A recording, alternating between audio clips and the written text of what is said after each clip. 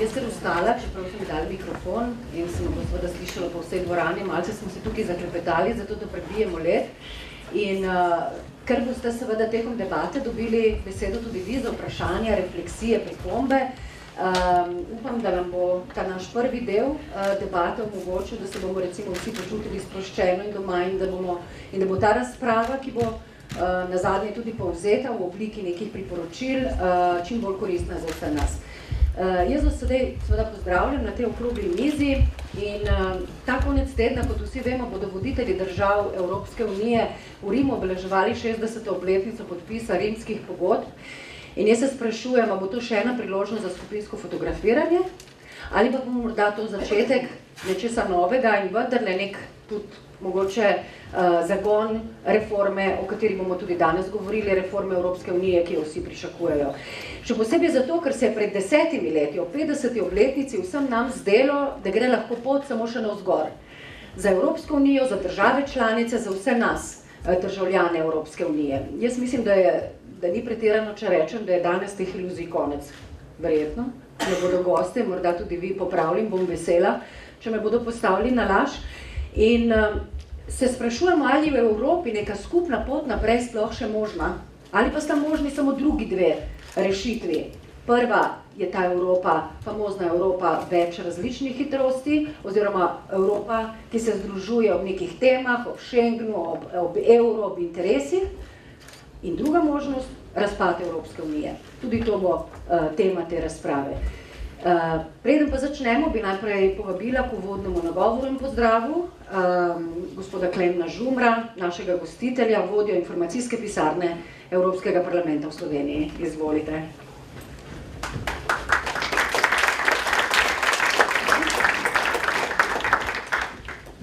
Spoštovani predsednik Državnega zbora Republike Slovenije, dr. Milan Brglez, spoštovana evropska poslanca Franc Bogovič, dr. Igor Šoltes, Your Excellency Sophie Hani, Ambassador of the United Kingdom to Slovenia, welcome. Spoštovani predstavniki ministrstev, Evropske komisije, gospodarstva, akademije, civilne družbe, mediji, spoštovane državljanke in državljani. Res danes je en poseben dan. Dan, ko se spominjamo 60. obletnice rimskih pogodb, podpisa rimskih pogodb, s katerima so leta 1957 voditelji 6 evropskih držav začeli postopek evropskega združevanja. Ideja je bila tako zanimiva, da je pritegnila vse več narodov in tako danes EU povezuje življenje in delo več kot 500 milijonov Evropejcev, med katerimi smo tudi Slovenci. Jutri se bodo v okviru praznovanja te obletnice v Rimu srečali predsedniki vlad držav članic ter pogovorili o tem, kako naprej. Evropska komisija je predlagala več možnih scenarijev. Evropski parlament je februarja podprl 3 poročila o prihodnosti Evropske unije in sicer poslanci želijo izkoristiti vse možnosti, ki jim jih ponuja Lizbonska pogodba o delovanju EU, predtem pa razmisliti o njenih spremembah ter krepitvi območja evra. Evropski parlament v tem času premisleka o prihodnosti Evrope še posebej zanima mnenje državljank in državljanov. Z mladimi je v teh prostorih letos mnenje izmenjal že predsednik Evropskega parlamenta Antonio Tajani in mladi ste mu povedali, da vam ni vseeno, v kakšni Sloveniji in Evropi boste živeli, ter da želite aktivno prispevati k oblikovanju sodelovanja med narodi, najprej tukaj v Evropi. Na današnji dopoldanski delavnici smo se že lotili vprašanja zaposlovanja in povezovanja med gospodarstvom in izobraževanjem. Evropski poslanke in poslanci pa ste v preteklem letu Slovenkami in Slovenci v Kranju, Kopru, Šentjurju, Mariboru in drugod z državljani izmenjali izkušnje prav o reformah in prihodnji ureditvi Evropske unije.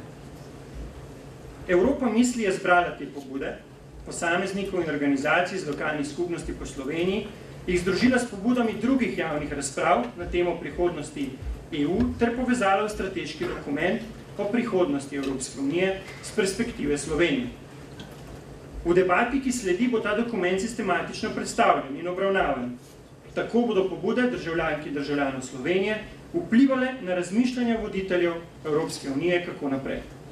Posebej sem vesel, da je danes z nami predsednik Državnega zbora Republike Slovenije, dr. Milan Brglez, kar kaže na pomembno vlogo, ki ima sodelovanje med parlamenti v Evropski uniji. Prepričan sem, da je prav konkretno in sistematično vključevanje nacionalnih parlamentov in njihovih poslancev oblikovanje zakonodaje na nivoju EU eden od pomembnih smeri razvoja Evropske unije v prihodnje. Eno kvalitetno debato za še bolj mirno in nasploh boljšo Evropsko unijo vam in nam želim. Hvala.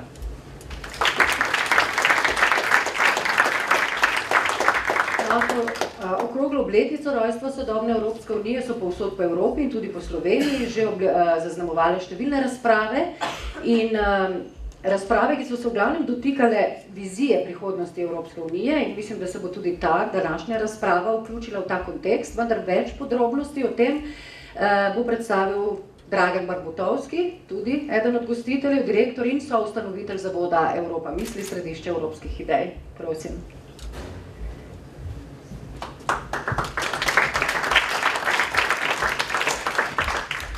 Ja, dober dan, še tudi z moje večer.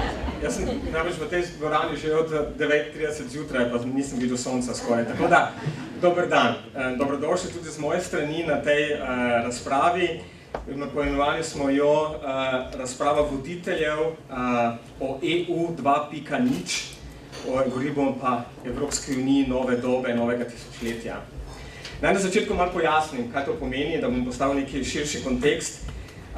Pobude za reformo Evropske unije so neka stalnica v našem evropskem političnem prostoru. V teh zadnjih skoraj 20 letih smo se skoraj podvojili v številu članic.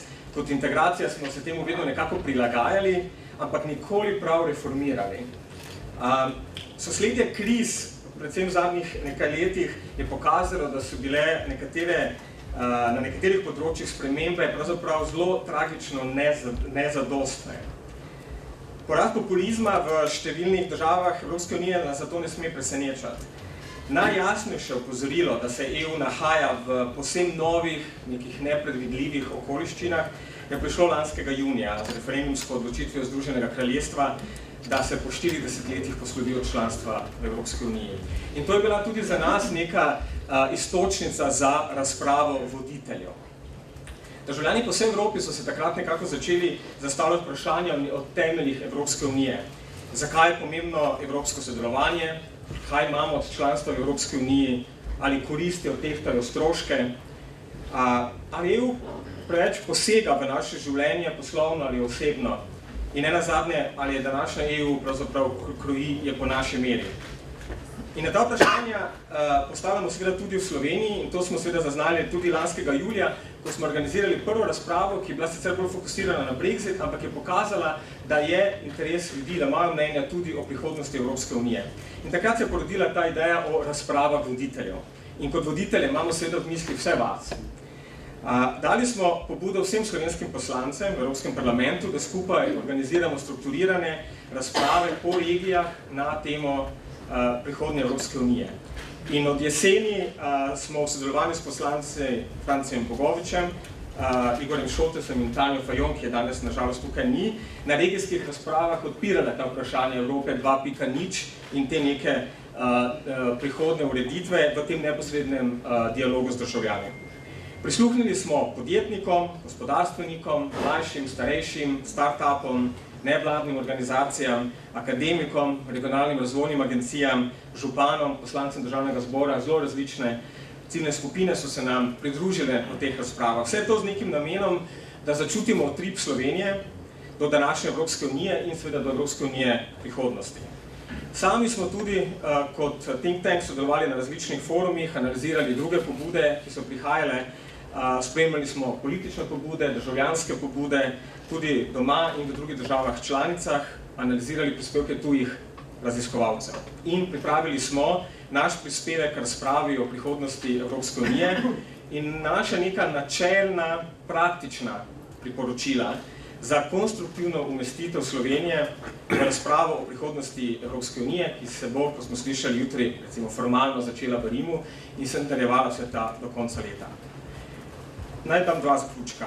Naš prvi zaključek je, da se Slovenija mora aktivno vključiti v nekatere za EU ključne razprave na evropski ravni, a istočasno pomesti pred domačim pragom.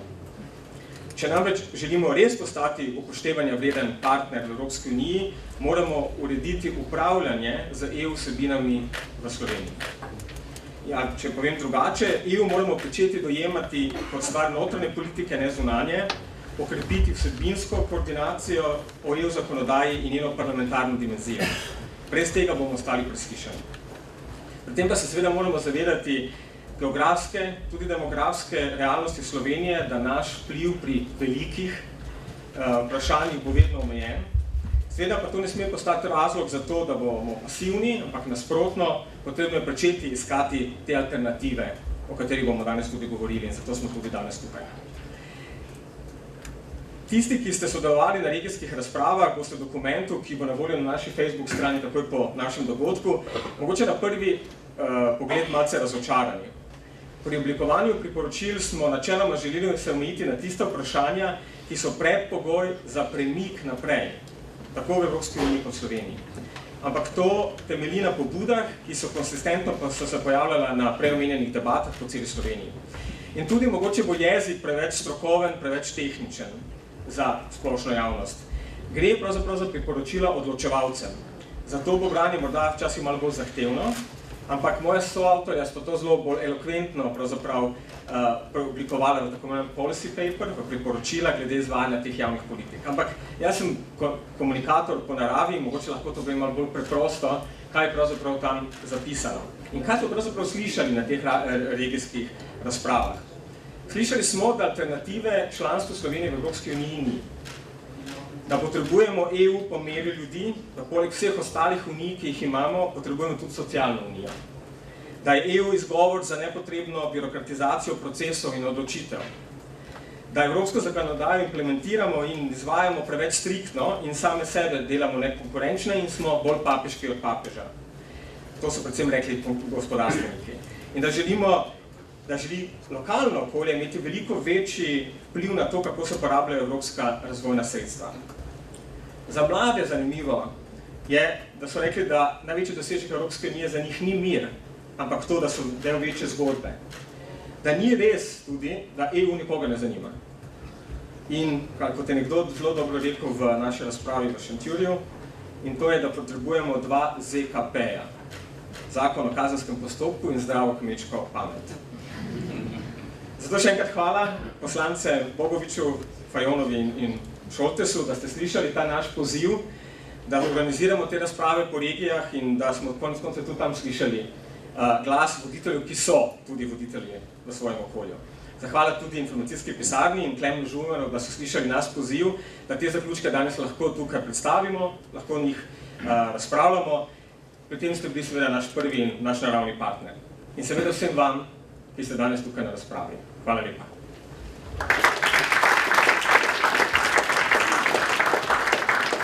Hvala, Dragan.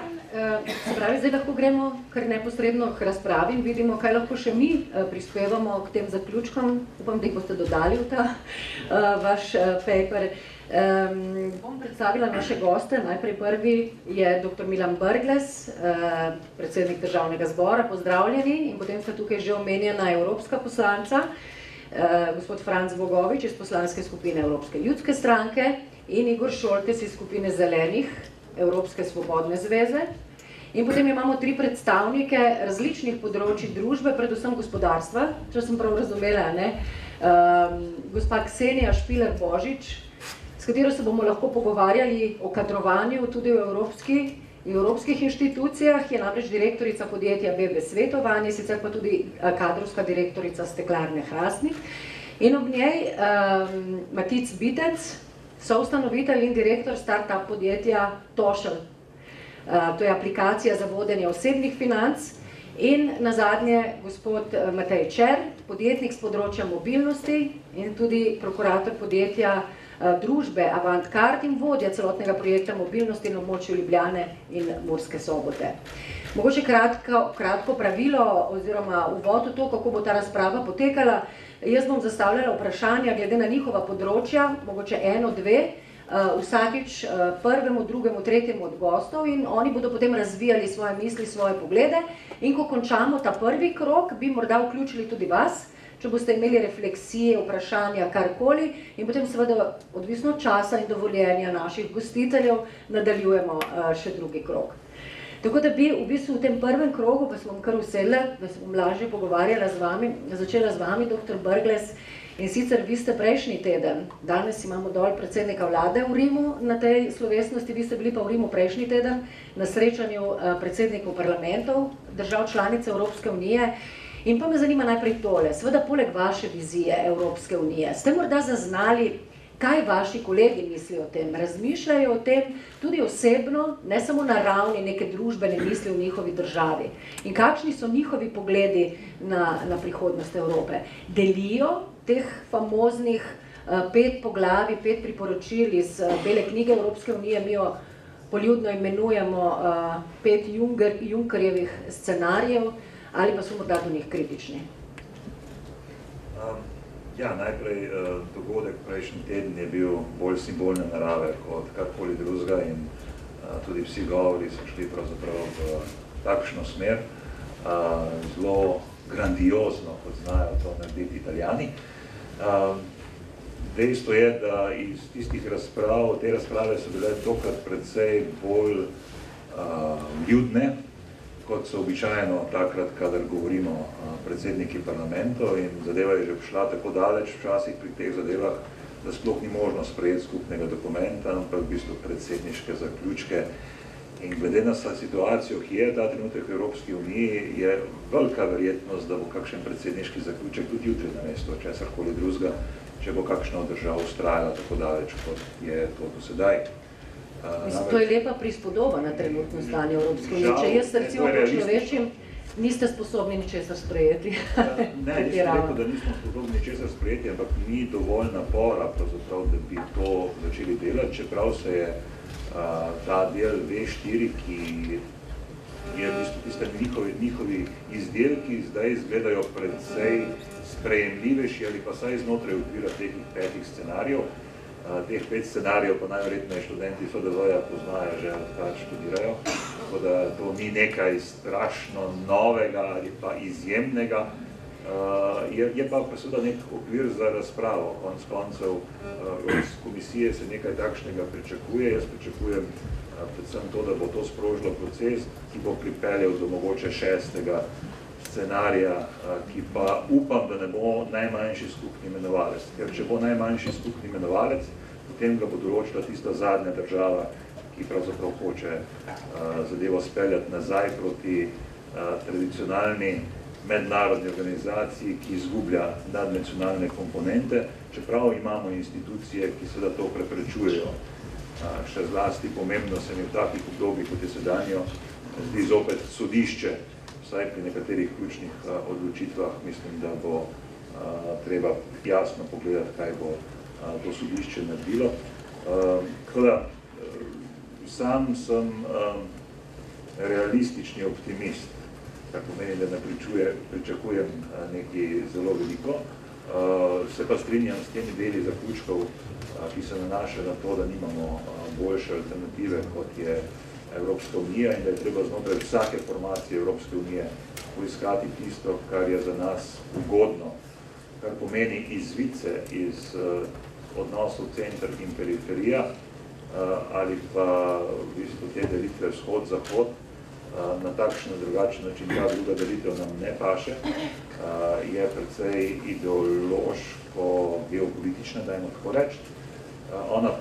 Oni prvi se pa možno izogniti zgolj na ta način, da čim več znanja lastnega vključiš in res najboljše ljudje na ključnih mestih. Zaradi tega mi je zdaj že v tem mandatu bo potrebno, vsaj po mojem, postaviti nastavke za naslednje predsedovanje in to takšne, ki jih noben ne bo več šel potem razstavljati na prav faktorje, zaradi tega, ker jih je napačna politična opcija postavljati. Tako da toliko. Tisto edino, kar me veseli v našem političnem prostoru, je, da praktično ni sile, ki bi bila direktno proti Evropski uniji. To je neka razlika. Pri nas najdeš populizem, ne najdeš pa sile, ki bi hkrati zagovarjala tudi razbitje Evropske unije. Preden se navežem na to, kar ste zdaj rekli s vprašanjem za poslanca Bogoviča, bi vas vprašala pa tole. Pa se Slovenija kot država zaveda, kaj hoče? Zakaj vas to vprašam? V javnosti velja občutek, vsaj jaz tako začutim, mogoče kot Marsovc z nekim 9-letnim premorom bivanja doma, ima človek občutek, da je Slovenija po vstopu v Evropsko unijo nekako izgubila jasno vizijo, se izpela, nekako kot da ne bi imela več idej, kaj točno hoče imeti v tej Evropski uniji. In zdaj imamo tukaj celo vrsto debat in priložnosti in jaz, če sem čisto iskrena, moram reči, da nisem še slišala, če je to sploh mogoče na kratko povedati, o nepar alinejah, kaj so prioritete Slovenije v tej novi viziji. Kakšna naj bo ta nova Evropa, o kateri vsi govorimo, po željah slovenske države? Kaj mi potrebujemo in kaj hočemo? Ja, najprej bi se strinjal z lažjih delom vprašanja. In to je tistim, da smo zgubili orientacijo po tistem, ko smo vstopili in je bil to dejansko po osamosvojitvi največji projekt, glede katerega je obstajalo relativno soglasje.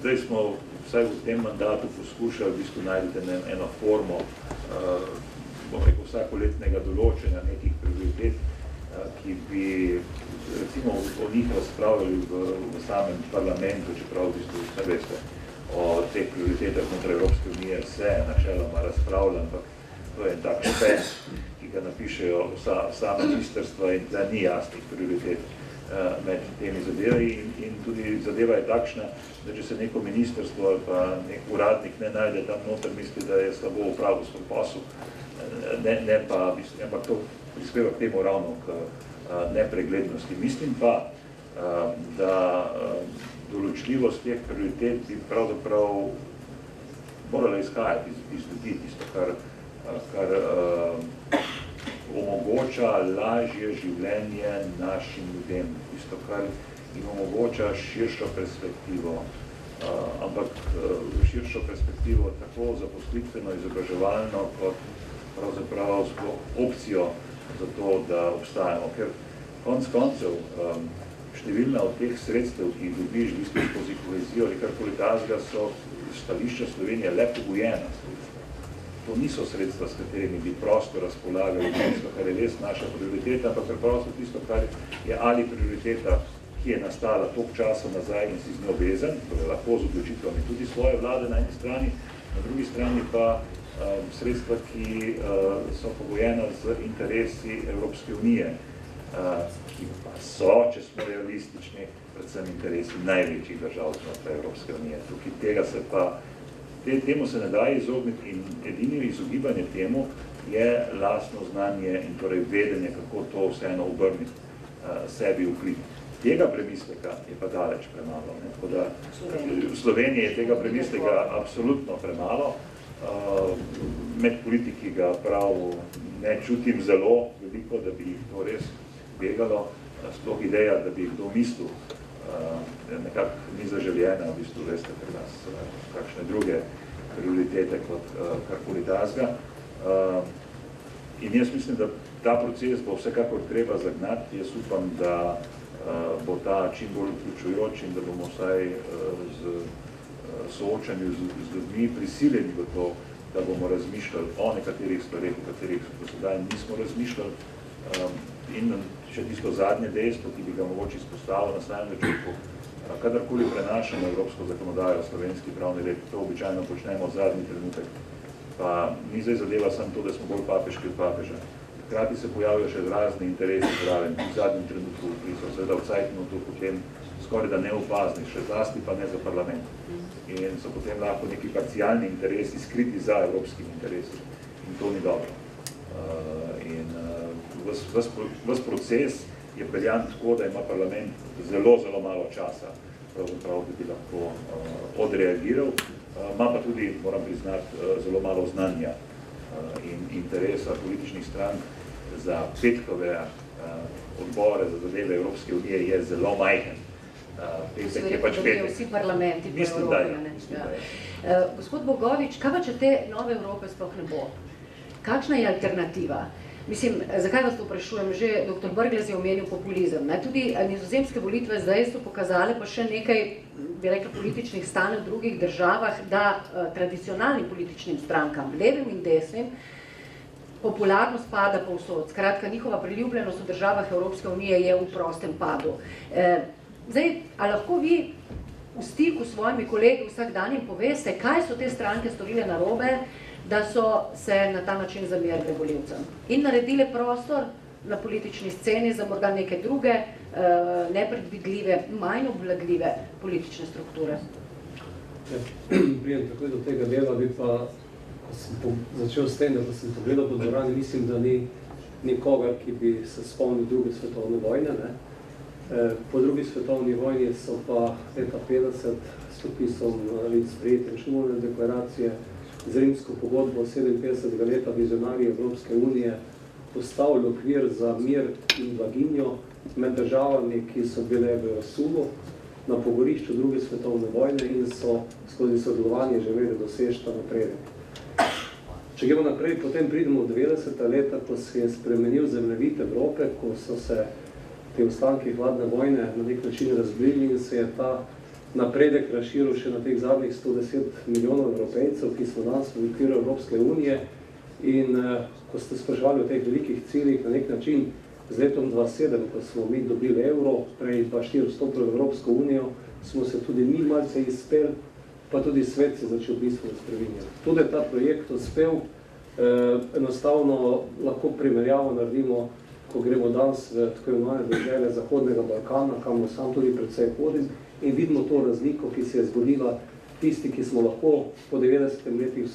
letu vstopili na ta vlak in tisti, ki so ta vlak takrat zamudili.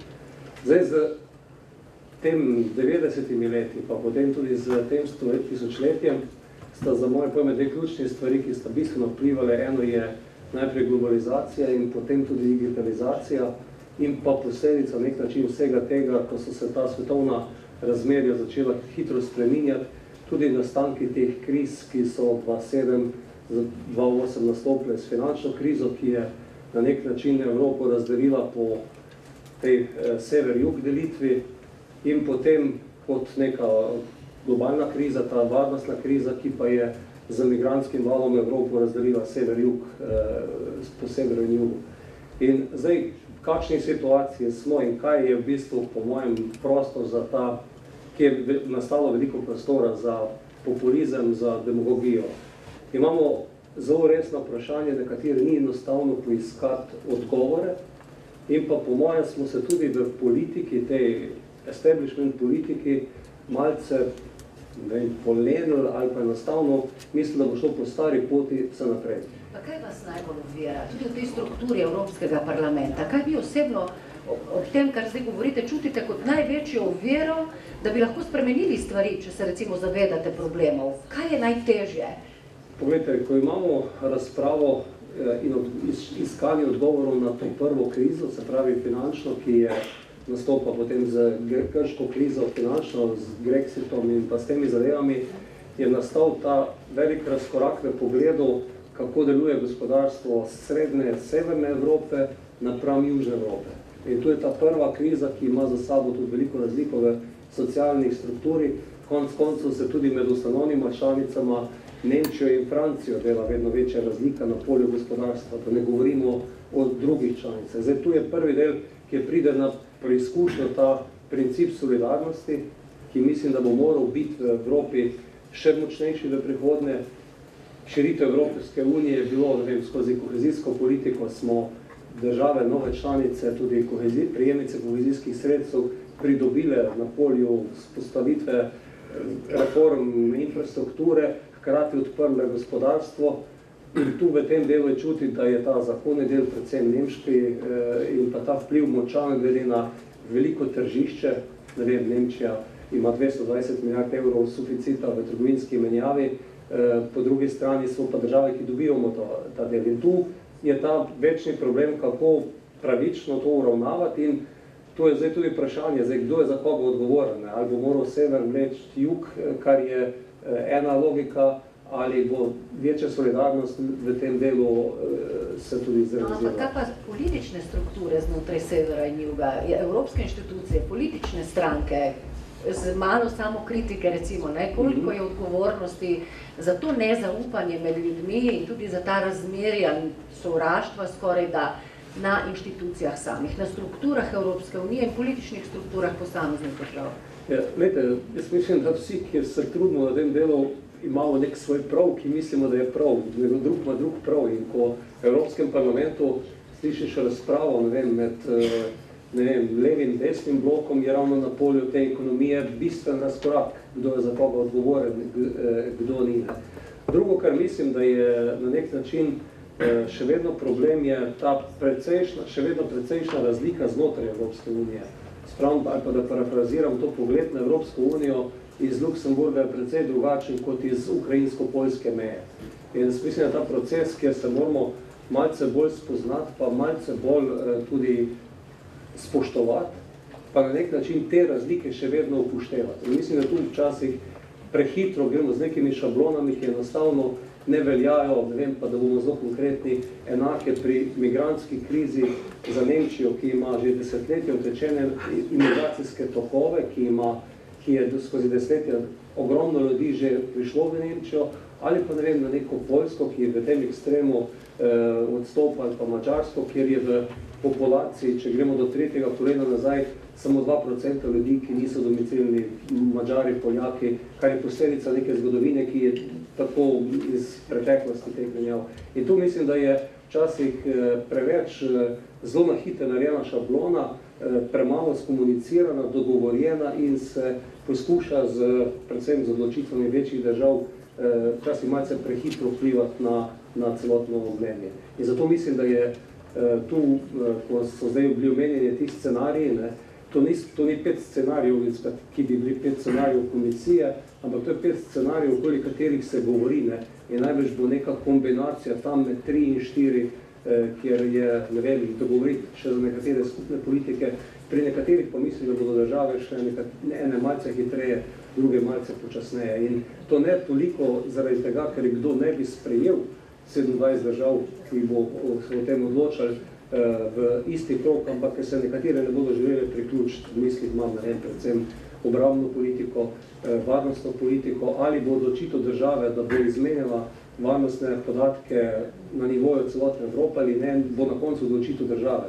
In v tem primeru, če se bo 25 držav odločili, da je čas, da varnostne službe delujejo organizirano kot celota, dve ne, bosta pač dve države ostale v neki drugi hitrosti. Na tak način mislim, da bo po tem letu prišlo do tega, da bo zelo težko spraviti na isti nivo te odgovore, bodi si v samem parlamentu, še večja pa je razlika potem, ko pridejo na vrsto sami voditelji držav, kjer so pa potem tudi kakšne notranje politične razmere, včasih zelo odločilne, kakšna je politika. In to, kar je bilo večkrat zdaj tudi rečeno, tudi pri predstavitvi tega dokumenta, ni v redu, da je ena govorica tudi voditeljev držav na svetu, ko pridejo v Bruselj, druga pa, ko pridejo na domač paket.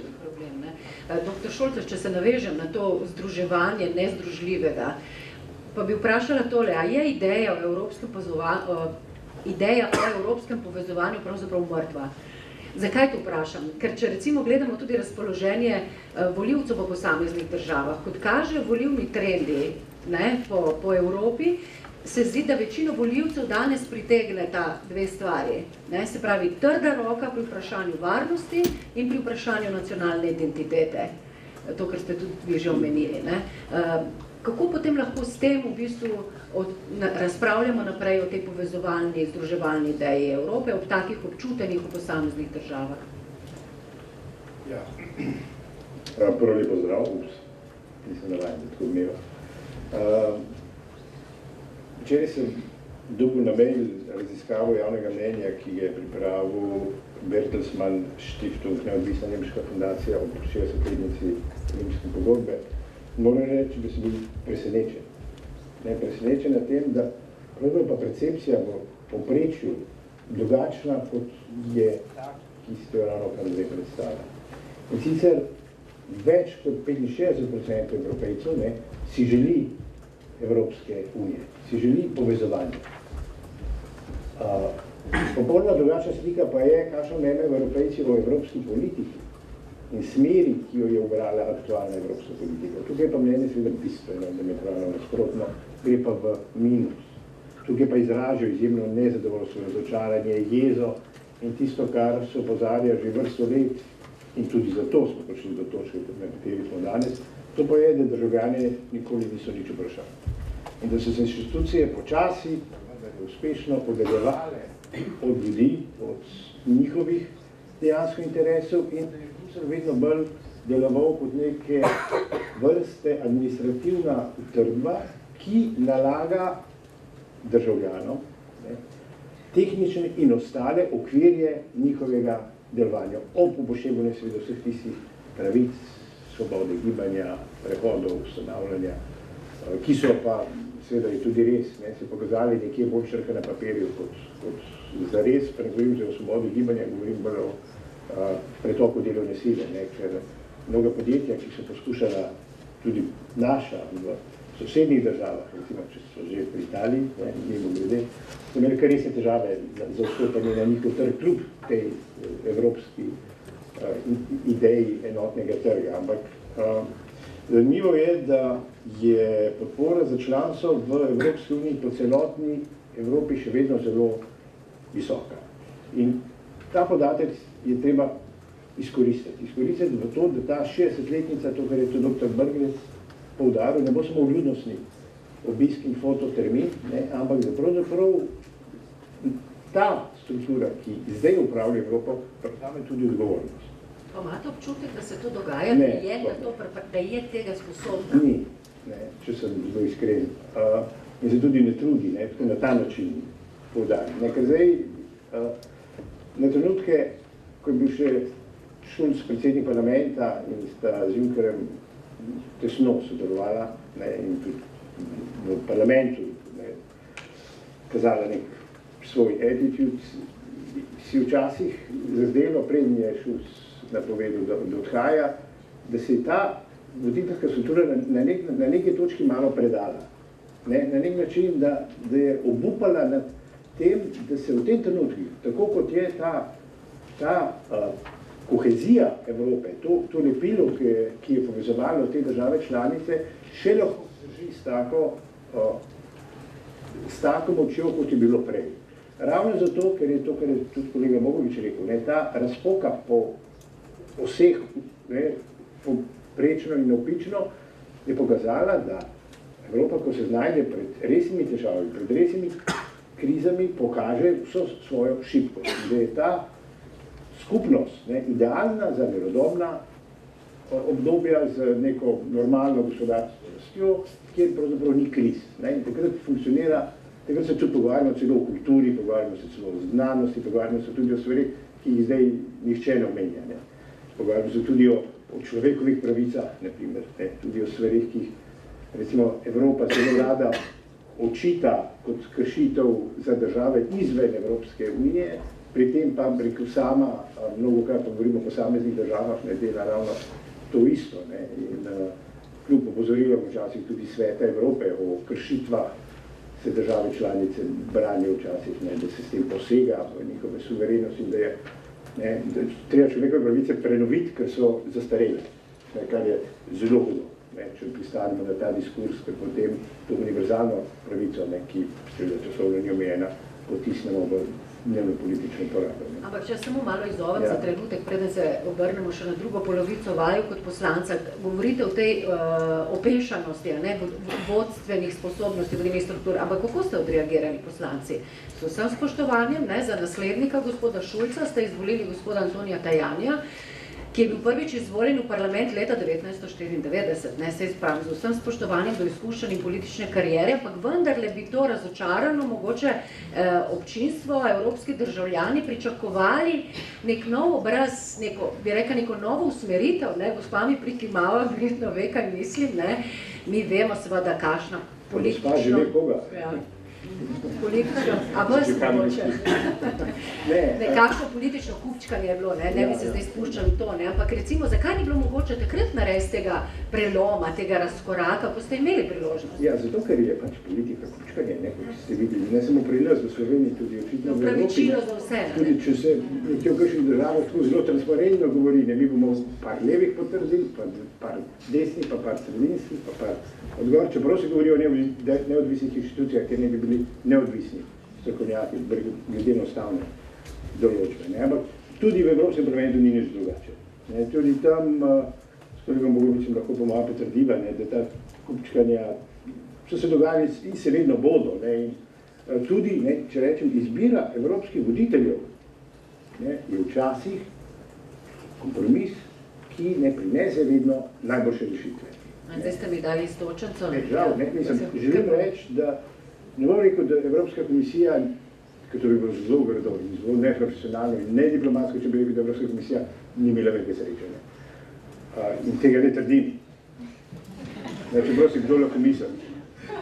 Ampak želim reči, da seveda, če bi bil ta sistem narejen drugače, kot je, in zdaj smo ujetniki sistema, ki ga imamo, in mimo grede, Evropski parlament je edina inštitucija, kjer vi volite, kdo bo not. Komisija ni ta, niti svet ni ta. Ampak parlament je tisti in mislim, da, ko bomo govorili o prihodnji Evropi, kar bomo tudi glede na te številke, ki sem pomenil, bomo morali spregovoriti tudi o pristojnosti inštitucij za to, da če želimo imeti delujočo Evropsko unijo, moramo imeti tudi delujoče institucije, ker je za mene nevzdržno, da imamo Evropski parlament, katerega odločitev lahko mirno pohodi svet. In to je stališča demokracije, seveda popolnoma neustrezno. In če bomo mi neposredno stik z ljudmi, in nismo zaviti v ta bruselski labirint, hkrati pa v resnici, ko smo izvali, izvolimo nekoga, ki ga mogoče ne bi, če bi bile ta vprašanja prepuščena neposrednim odločitvam, potem se znajdemo v tem delu, da seveda je potem neko razočaranje, ker niso naredili nobenega kvantitativnega, nekvalitativnega koraka naprej. Pa trdim, jaz sem zelo, čeprav je druge politične skupine, gospod Tajani, ampak je zelo šarmanten gospod Italijan, z velikim smislom za vse, kar imajo radi sicer Italijani in mislim, da kar je zelo v redu pri njemu, kot predsedniku parlamenta, zna tudi poslušati. Tudi če nisi iz njegove politične skupine in daje več besede, hočem reči, ne trdim, da sliši, posluša pa. Na kratko še gospod Bogovič, ko sem vas že izvala, ampak samo o tem plati. Če si predstavljamo, da je voditi skupnost 28 držav, ki vsaka hoče svojo avtonomijo, enostavno se motimo. To je najbolj komplicirana skupnost, ki deluje že tudi časa skupaj, tako je to še vedno naprej. Zdaj, kar se tiče samega parlamenta, jaz sem imel to možnost, da sem znotraj poslanske skupine najprej volil in dal glas našemu poslancu, gospodu Peteletu, ki žal ni prišel skozi. Potem bi pa se v drugem krogu odločil za eno žensko, ki smo imeli kandidatni listi. Ravno v tem kontekstu, ker se mi je zdaj, da bi malce bilo fajn osvežiti to, vendar, kot ste rekla, in vsi smo tudi politični realisti, nekje so se pač tako odločili, da bi upravljali Italijane vrste.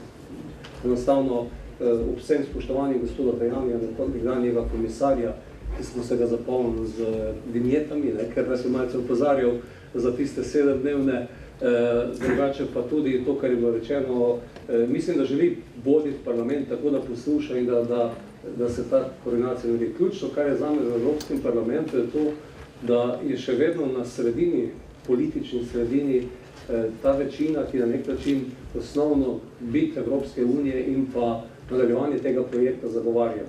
Vedno več je tudi tistih, ki so prišli v parlament za neko misijo, kako se sud to posodo in teh se sam bojim. Znotraj teh idej bomo pa skupaj z državo morali postati primernejši.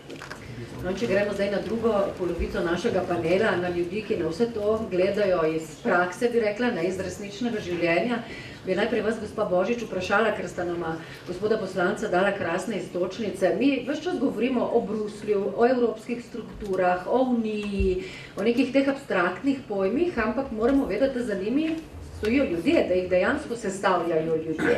A je nek način ta implozija, bi rekla, političnega sistema, ki smo ji priča v posameznih državah, porast teh nekih populističnih strank, ki temeljijo na nezaupanju v Evropsko unijo, tudi posledica tega negativnega kadrovanja v strukturah Evropske unije. Zdaj, gospod poslanec Šoltes je omenil teh 65% podpore, ampak vsi vemo, da ko gledamo raziskave o zaupanju v vodstvene strukture Evropske unije, ne, ti odstotki niso tako visoki. Kako vi kot strokovnjakinja v bistvu ocenjujete te ljudi, bom najprej rekla, ne, to aktualno vodstvo in predvsem te postopke kadriranja, načine in kaj bi vi, če bi imeli to možnost, glede na vaše znanje in izkušnje, spremenili, naredili drugače?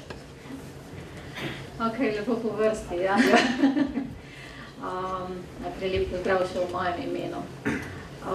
Definitivno smo ljudje tako narejeni, da vedno se oziramo za voditelji. Zdaj, v bistvu, mislim, da se v Evropi dejansko dogaja to, kar se nam tudi vsak dan v življenju lahko zgodi, da če nimamo voditeljev z neko res zdravo vizijo, če lahko tako rečem, potem se začnejo ljudje ozirati na okolje, na neke neformalne voditelje, ki grejo lahko tudi v to populistično smer.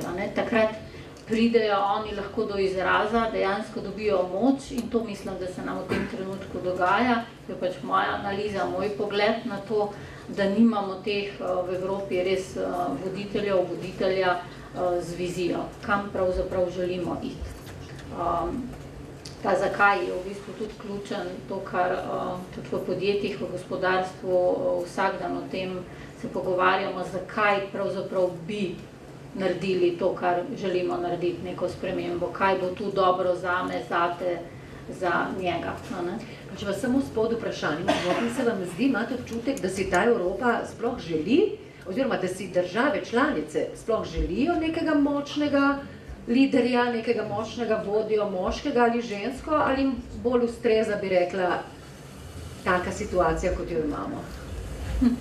Ne bi si upala zdaj dati tle odgovora, ja, si želi, ja, verjetno res. A jih pride prav verjetno, ne? Ker so potem... Običajno je tako, ne? Včasih rečejo, da je voditelj Evropske unije gospa kanclerka Angela Merkel, čeprav sama se tega otepa, ne?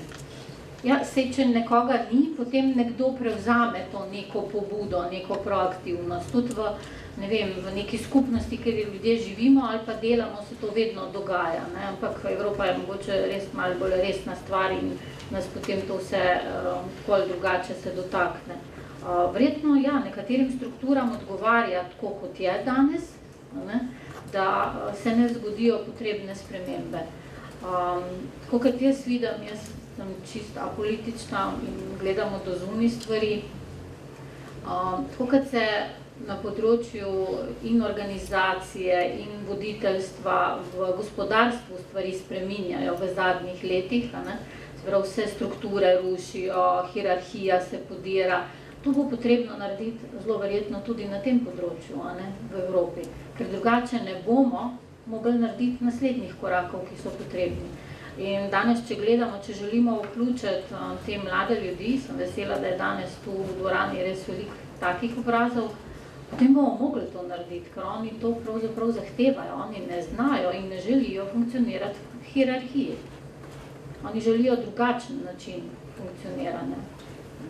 In tukaj mislim, da ne bomo mogli narediti mi te korake prej, kot v gospodarstvu, tudi tisti, ki smo odločevalci, ki smo na nekih pozicijah, moramo stopiti korak nazaj, dati svoj ego v žep, in narediti prostor novim generacijam, novim idejam. Ne mislim jih dati kar takoj na pozicije, ampak jih ne samo navidezno poslušati, ampak jih slišati in upoštevati, vključiti tudi v smislu njihovih idej, ko jih slišiš, da znaš to tudi implementirati. Ampak, gledajte, vedno je bil ta nek negativen odnos do tega, ko je kdorkoli, in poznamo primere, prišel na idejo, da bi državo oziroma neko politično tvorbo vodili kot podjetje. Vemo, to je v Italiji poskušal Silvio Berlusconi, zdaj imamo Donalda Trumpa v ZDA. Zakaj tak odpor do tega? Zakaj je to dvoje nezdružljivo? Seveda, zdaj lahko o tem filozofiramo 14 dni, ampak res me zanima z vašega stališča in potem mogoče tudi gospod Čarne. Zakaj neka politična tvorba ne more imeti enakega načina vodenja, ki je lahko uspešno v nekem podjetju, majhnem ali pa v veliki korporaciji? Jaz se ne strinjam, da ne more, ker principi so isti, tako kot ste sama lepo prej rekla. In v podjetju in v državi so ljudje. Se pravi, ljudje funkcioniramo na podoben način, pa neki triggeri so podobni. Napačna dva imena ste jih postavila. Se pravi, tako kot je Berlusconi ali pa tako kot je Trump štartal, to nista zame voditelja za temi novodobnimi načini razmišljanja, funkcioniranja. Še en pomemben element se mi zdi, da vedno spuščamo, včasih smo se o tem nekaj let nazaj veliko pogovarjali, vrednote. Ne samo, kaj čisto zares počnemo, ampak kako to počnemo. To je ključno. In o teh vrednotah se premalo pogovarjamo. Prej je bila omenjena solidarnost. Pri solidarnosti, ja, jaz verjamem, da Evropa bo rabila to vrednoto, če bo želela preživeti. Ampak se moramo pogovarjati o tem, zakaj bi bil sever solidaren do juga. Kaj bo imel od tega sever? Pa mora biti to nek karizmatičen lider, je nujno, da je to neka osebnost, ki lahko prenese bi rekla, ta načela, te vrednote, s katerimi se vsi strinjamo in jih vsi poznamo, pa se zdi, kot da grejo mimo nas. A je potem res ključno to, da je človek tisti, ki naredi razliko? Da pride neka karizmatična osebnost, ki reče stvari, ki jih vsi vemo, jih pove na način, kot ga vsi poznamo, ampak tako, da jih kot bi se zdi, kot da smo jih prvič slišali. Je res ključna vloga liderja v tem smislu? Definitivno se mi zdi ključna vloga liderja. Včasih mogoče tako čudno slišati enega, ampak ta ima somišljenike okoli, ima tim, ima tiste, ki nekako podobno razmišljajo in funkcionirajo. In če se tak lider ne bo pojavil, jaz verjamem, da živi med nami, da tudi tu v dvorani so ljudje, ki bi bili v manjših skupinah seveda to sposobni popeljati naprej, ker tudi v manjših skupinah rabimo liderje, da stopimo korak naprej. Se bo pojavil to, kar si ne želi nihče od nas, sem prepričana tukaj.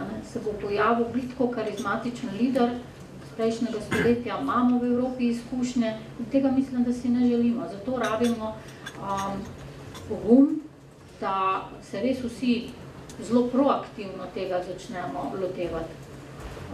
Če me ne bi bilo strah, ne danes bila tukaj, to ni ravno moje področje, ampak se mi zdi, da vsak od nas bi mogel prevzeti to odgovornost, začeti proaktivno obnašati in iskati rešitve. Ja, tudi tele spoštovani gospodje definitivno ne morejo sami rešiti zadev, smo slišali, ne? Mi vsi se moramo aktivirati. Aktivno državljanstvo je nekaj, kar je izziv v Sloveniji, pa verjamem, da tudi širše. Ampak iščemo ga, spodbudimo ga. Gospod Bitenc, najprej me zanima tole, kaj vas je od vsega, kar je bilo do zdaj povedanega, vključno z mano, pa s uvodnikoma zmotilo? A je kaj, kar vas je zmotilo? Je recimo kakšen način diskurza, ki ga vi prvič ne razumete, drugič ne odobravate, tretjič ne delite mogoče z nami? Zakaj to sprašujem?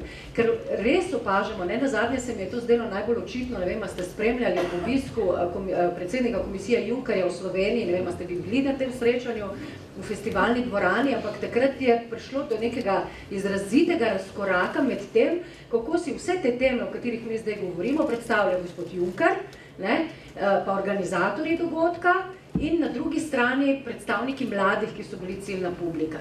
Kaj v bistvu, kako vi gledate na take razprave, prvič in drugič, v bistvu, to me res zanima, kaj imate vi od Evropske unije? Po eni strani vso to izmenjavo, odprte meje, po drugi strani vam gre pa slabše, kot je recimo šlo še meni oziroma generacijam pred vami. Jaz bi predvsem rekel, da je moc to, da Evropska unija igra tukaj preveč defenzivno. Da če stopimo malo nazaj po drugi svetovni vojni ali pa za nas nove članice, ki smo stopali v Evropsko unijo, je bila to neka tvorba, nek vir nekega navdiha, tudi ljudje so se lažje čustveno povezali s tem. Evropsko unijo graditi, takoj pa drugi svetovni vojni, je bilo nekaj izjemnega. Seveda lahko ljudje enostavno poistovetili s tem, zato ker je bila to neka mirna tvorba, neko ogromno sodelovanje po letih vojne. Vmes se mi pa zdi, da je Evropska unija ratala nekoliko preveč totalitarna, precepirana kot neko orodje, kot nek sistem prostega trga za večino ljudi, da je bilo to vir neke inspiracije. Zdaj mislim, da rabimo tukaj neke bolj progresivne programe, iti še dalj v grenje Evropske unije in to predstaviti na način, ki bi lahko ljudi navdihoval. Rekli ste defenzivna, ampak do koga? recimo, če si defenziven, se počutiš ogroženega, recimo, je to mogoče kar od neke same inercije. Nisem mislil defenzivna proti neki posamezni skupini, bolj v smislu, da igra defenzivo, da ne gre dosti daleč po teh svojih programih. Pač Evropska ambicija, točno tako, in Evropska unija se je vedno gradila tako, da se pač počasi potem kompetence Evropske unije na nekem področju preliva v druge sfere in tako naprej, in potem počasi raste ta skupno evropsko pravo, skupni projekt in tako naprej. Zdi, da smo zadnjih 10 do 20 let na neki točki, kjer se to ne dogaja več dovolj hitro ali dovolj nasploh. Ne delamo na tem, da bi dejansko gradili evropsko identiteto, dovolj. Tudi moramo se spomniti, da nacionalne države niso in nacionalne javne sfere niso nastale iz enega dneva do drugega, ampak so bili to realni politični projekti, ki so trajali desetletja, stoletja. In zakaj še danes nimamo recimo nekega evropskega javnega medija? Jaz mislim, da zato, da gradimo mi resnično evropsko javno sfero in da se ljudje lažje identificirajo s tem, rabimo tudi take pobude. Imamo eurovizijsko popevko, recimo.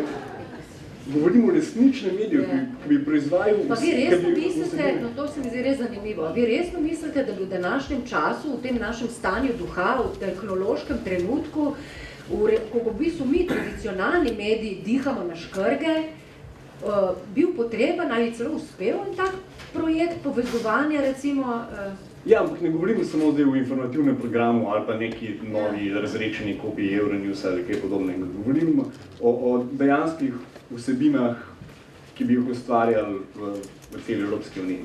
Pa konec koncev tudi več povezovanja tudi na gospodarskem stališču, ker še vedno ne gremo dovolj daleč, ker še vedno nimamo enotnih trgov, ko pride do intelektualnih pravic, ko pride do telekomunikacij, bančništva.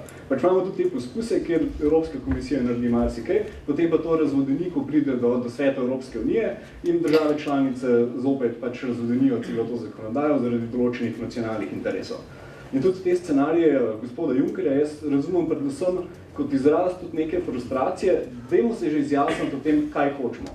Ker če se strinjamo glede skupnega političnega projekta, potem bomo lahko tudi gradili na ta način, da bomo sprejemali neke kompromise. Zato, ker seveda pri tako kompleksnih situacijah in zakonodajno samo skupaj, bo vedno situacija, ker določene države članici nekaj ne bo interesov ali pa ne bo všeč. Ampak če imamo pred očmi ta skupni projekt, ki ga gradimo, se da neki zmen pride do nekega kompromisa. In če se strinjamo pač na eno teh scenarijev ali pa kompromisov teh scenarijev, potem lahko dejansko gradimo naprej in bojo pač tudi države članice pripravljene sprejemati določene kompromise. Dokler se pa dogaja to, ker Evropska komisija govori že ves čas, da se nekaj pač govori doma, nekaj pa v Bruslu, potem pa vedno pride do te situacije.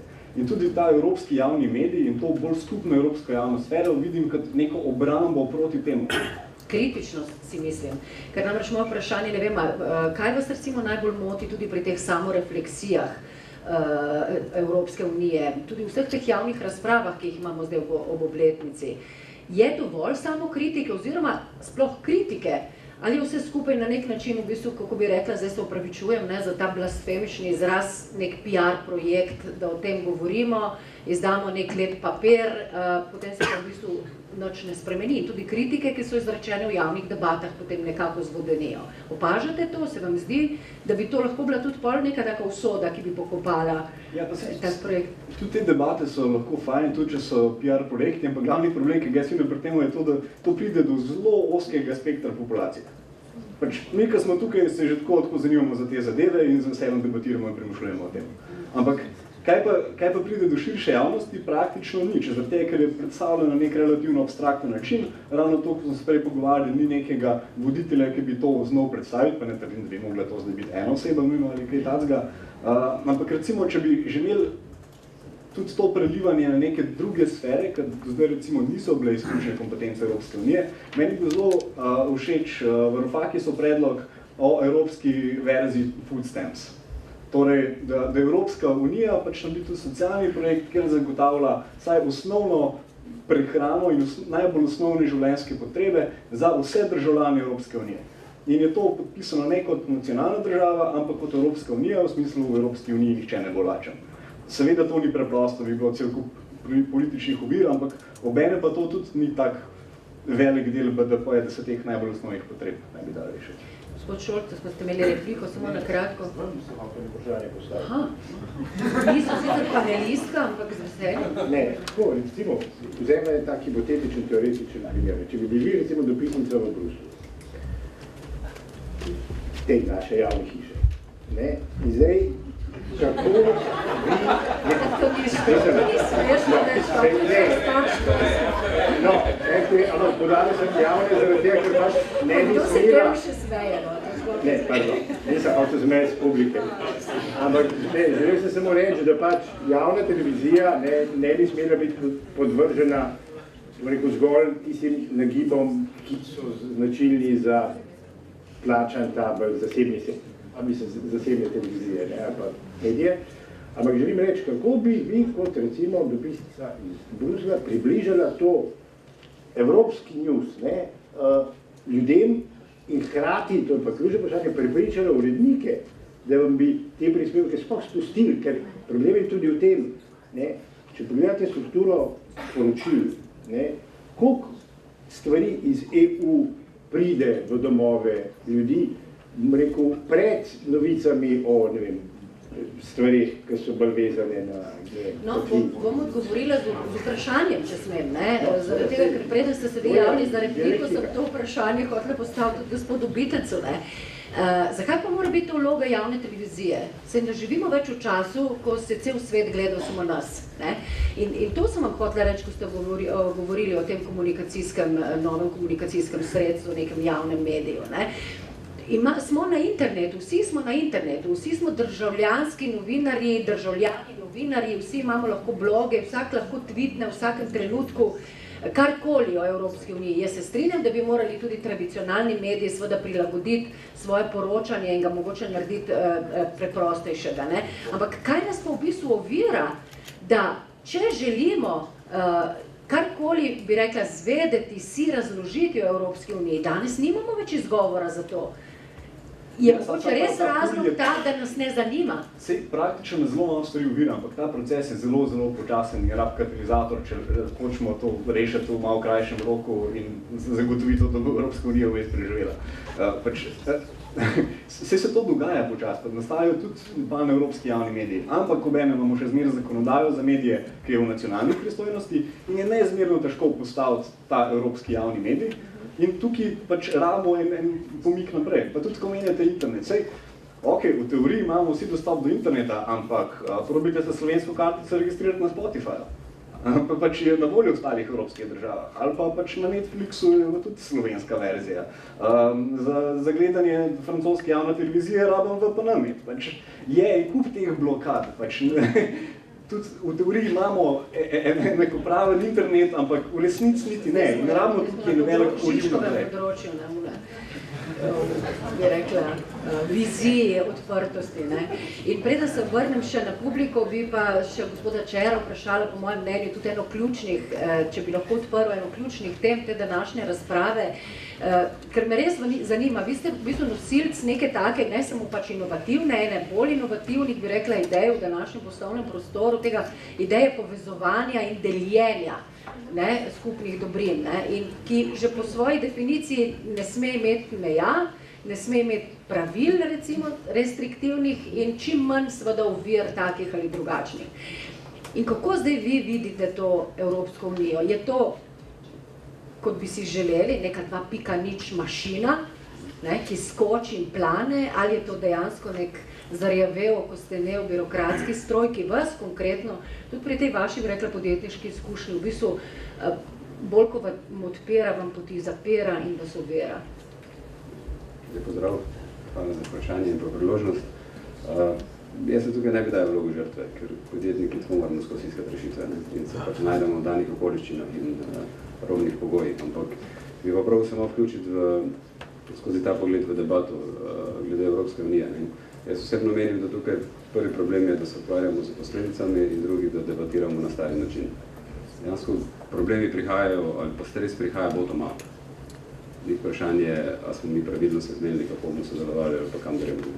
Ampak spreminja se infrastruktura. Ne. Mi tle sedimo, spodaj se je začela tresla, že počas vidimo tam razpoke.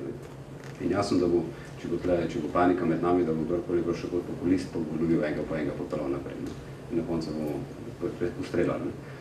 Če mi želimo, se pravi, mene zanima prihodnost. Jaz gledam 5 let naprej, 10 let naprej, kakšna bi mogla biti Evropska unija, kako bi mogli mi delovati, da bomo v globalnem svetu lahko živeli dobro, oziroma da bomo na iste sploh valovni dolžini. Ne? In če sporedno govorimo še o industrijski revoluciji, in vemo, da industrijska revolucija spreminja infrastrukturo, preko katere mi komuniciramo, izmenjavamo dobrine, imamo interakcije, potem moramo najprej vsi sleheni državljani mora razumeti to infrastrukturo. Ker ta infrastruktura bo zradirala 50% delovnih mest v 10 letih. In teh 50% delovnih mest je tisti, ki nobena politika ne bo pomagala.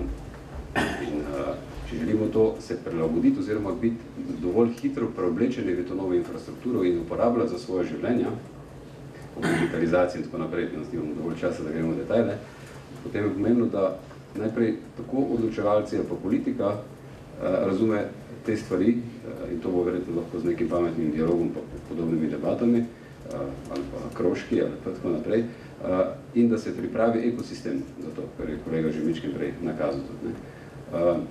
Ko ste en primer vprašala, recimo, naša storitev, delitve, gre kompletno digitalizirano. Vse se dogaja prek aplikacij. Avto je povezan, jaz sem povezan prek smartfona. Se pravi, in tudi so poslovanje negotovinsko. Primer, pri nas smo naleteli na situacijo, da smo ugotovili, da je to gotovinsko poslovanje. Mi smo mogli izgubili dodatno 2 meseca in 20 000 evrov investirati, da je to se fiskalizirati, kot bi se moglo gotovinsko. Potem, to težavo ste naleteli tukaj v Sloveniji? Slovenija, recimo. Zakaj? Ker kaj recimo ni zakonodaja je prekompleksna, ne? Prosim? Zakonodaja je prekompleksna in verjetno tudi, rekel temu, middle management pravi, nima dovolj informacij, znanja novega, ne obsojam posameznika, ne? Da bi upal zastaviti svojo službo, varno službo, da pove to pa je tako, ne? In se pravi, to sem vremeno bottom-up. Tukaj, če želimo biti konkurenčni, mi ne moramo nove infrastrukture delati. Kaj je narejeno? Vsi uporabljamo iPhone, vsi uporabljamo Google, vsi uporabljamo Facebook, ne? To je nova infrastruktura. Ne? Se pravi, moramo biti med prvimi, ki se preoblečemo v njo. Ko rečete mi, vi govorite o Sloveniji? Sloveniji, Evropski uniji, ampak tukaj imate, Slovenija prva v Evropski uniji, ne? To je prva, ne? In to potem, ta nova infrastruktura je nov Legoland, kot so bili v prvi industrijski revoluciji stroje. Tisti, ki se prvi stroje preobleko, je eksplodiral, ne? Tisti, ki se njega več ni, ne? Tisti, ki je prvi elektrik vpeljal, tisti, ki je prvi kompjuter vpeljal, ne? V svoje poslovanje in tako naprej. Zdaj z vidika medijev, tisti, ki ne bo uporabljal danes Facebooka več ali pa jutri, kot orodje za komuniciranje ali pa platformo ali pa infrastrukturo, ga ne bo. Ne? Klasični mediji za 100 dan se oglašujejo oziroma svoje članke objavljajo. Ne? To je bil odgovor tudi vam, gospod Šoltes. Tisti, ki ne bo uporabljal primer Ubera kot logistično platformo, ga ne bo. Ne? Tisti, ki ne bo uporabljal, ne vem, en primer, koliko imamo gospodov, gospa v penziji, ki živijo v hišah z 3 praznimi sobami. Za 300-400 evrov penziji. Airbnb je odlično orodje, ki jim pomaga, da dobijo še 2-3 penzije zraven, če lahko te sobe oddajajo. Na transparenten, varen način. Ampak tle vas bom samo izvala s tem, verjetno je tlele miselnost problem tudi, ne? Ne samo izkusna Evropa, pa birokracija. Jaz se ne bom dajal v vlogo žrtve, jaz sem samo hotel ponazoriti, kje vidim izziv za vse skupaj in tudi politične debate, če se moramo zares lotiti, kam se moramo fokusirati. Čim prej moramo narediti ta Legoland, da omeri infrastrukturo, da bo lahko startup in mlada podjetja začelo nove gradove pa bagre delati. In nove dodane vrednosti ustvarjati s pomočjo tega. Ne? In če bomo hitrejše to narediti kot Avstrija, bomo šli njih učiti, pa njim pomagajo to narediti. Bo to izvoz. Če ne, ne sem prišli. Ne? Bomo samo služili. Ne? In to je potrebno danes razumeti. Ker ta disrupcije, ki jih ne bo mogli nastaviti in so enormne, verjemte mi, da na osnovi izkušenj potujem ogromno po svetu, po vseh konferencah, se sam konkretno s tem ukvarjam in si upam trditi, da bo že spremembe v naslednjih 5 letih bistveno večje, kot so bile zadnjih 20. Kje ste jih že kje opazili? Ta stres, ki se dogaja, ta stres, ki se dogaja, ni zato, ker politična stranka nekaj naredila, se dogaja, ker gre strah včasih skozi ljudi, in prihaja na površje. In se pravi, treba je graditi na miselnosti posameznika, ga izobraziti, ker vsaka industrijska revolucija je prenesla višjo kvaliteto življenja. ampak najprej bo treba ponotranjiti te nove infrastrukture in tehnologije. Ne? To je bilo najprej potrebno narediti. Ne? In zdaj ta pot je pa lahko svetovna vojna, lahko je finančna kriza, lahko je zmes tak drugačen stres, ampak meče iz ravnovesja stari način, kako mi bivamo, sobivamo, izmenjujemo dobrine, zaradi tega tudi radila stare službe, ne? Ampak nastajajo pa nove. Zdaj, kako boš to tranzicijo naredil, tukaj se skriva ključ do tega, kako se boš počutil, kje boš. Ne? In Azija ali pa Amerika, marsikaj nerazvite države to preskakujejo. Ker nimajo bremen starih navad, odplačevanja starih ali amortiziranja starih infrastruktur. In če se mi ukvarjali s tem, samo na zgornjem nivoju, nas bojo 1, 2, 3 povozili. Ne? Kako pa vidite, mogoče še to stanje te infrastrukture, ki jo opisujete, tega Legolanda v Sloveniji? Kako daleč je naša država pri ustvarjanju tega miljeja oziroma te podlage? Vse premika, je volja, je pa na področju miselnosti širše, treba zelo bistveno bolj sistematsko, oziroma moč biti bolj proaktiven. Jaz osebno bi res predlagal krožke med uporabniki, vizionarji, novodobnimi mogoče podjetniki in pa politični vrh. In tudi to naredil javno, če je potrebno. Treba iskati bližnice. Danes je mentorstvo potrebno na vseh področjih. Vsi se učimo eno drugega. Jaz ne razumem, kako politika funkcionira, kaj je zelo pomembna, nekdo ne razume, kaj je to Bitcoin, pa kaj je blockchain, pa kaj je umetna inteligenca. Ampak to so nove industrije, ki bojo bistveno večje kot industrije, ki jih mi danes spomnimo. Kot je avtomobilska industrija, kot je naftna industrija. Energetika se kompletno glavo vrača. In rezultat, ki ga jaz vidim, čez 10 let, če bi se vidal zmeniti, na zemlji znal zmeniti, je energija, mobilnost, hrana dostopna vsem, koliko dan zrak pa internet. Ko enkrat mi hardware postavimo, solarne panele, v celem svetu postavimo, ne po celem, ne rabimo to govoriti. In tukaj ni dvoma, da se bo to smer šlo. Ko enkrat imamo energije dovolj, imamo vode dovolj, 2/3 zemlje morje, CO2 je z desalinacijo postavljen, torej ni problem vode, imam sred Sahara, razvrtaš luknjo 1000 metrov globoko, daš elektromotor, spet, ki imaš energijo, imaš vode, električno pumpo. Startupi, ki se ukvarjajo s proizvodnjo hrane v garažo, s pomočjo LED luči, eksplodirajo, se pravi, lahko hrano sred mesta proizvajaš, bez pesticidov in tako naprej, se pravi, vsega dovolj. Enkrat mi hardware postavimo, robote in pa proizvodnje energije, je to 40-50 let dela. Potem, tudi vprašanje, če moram še mi delati, da gre za neko novo renesanso človeštva, ampak za tja je treba prijeti in ta predlog na konc, nek univerzalni temelj dohodek je samo amortizer, ki nam bo pomagal pri tej tranziciji, da ne bo ta strah rato rjovenje ali pa celo grizenje.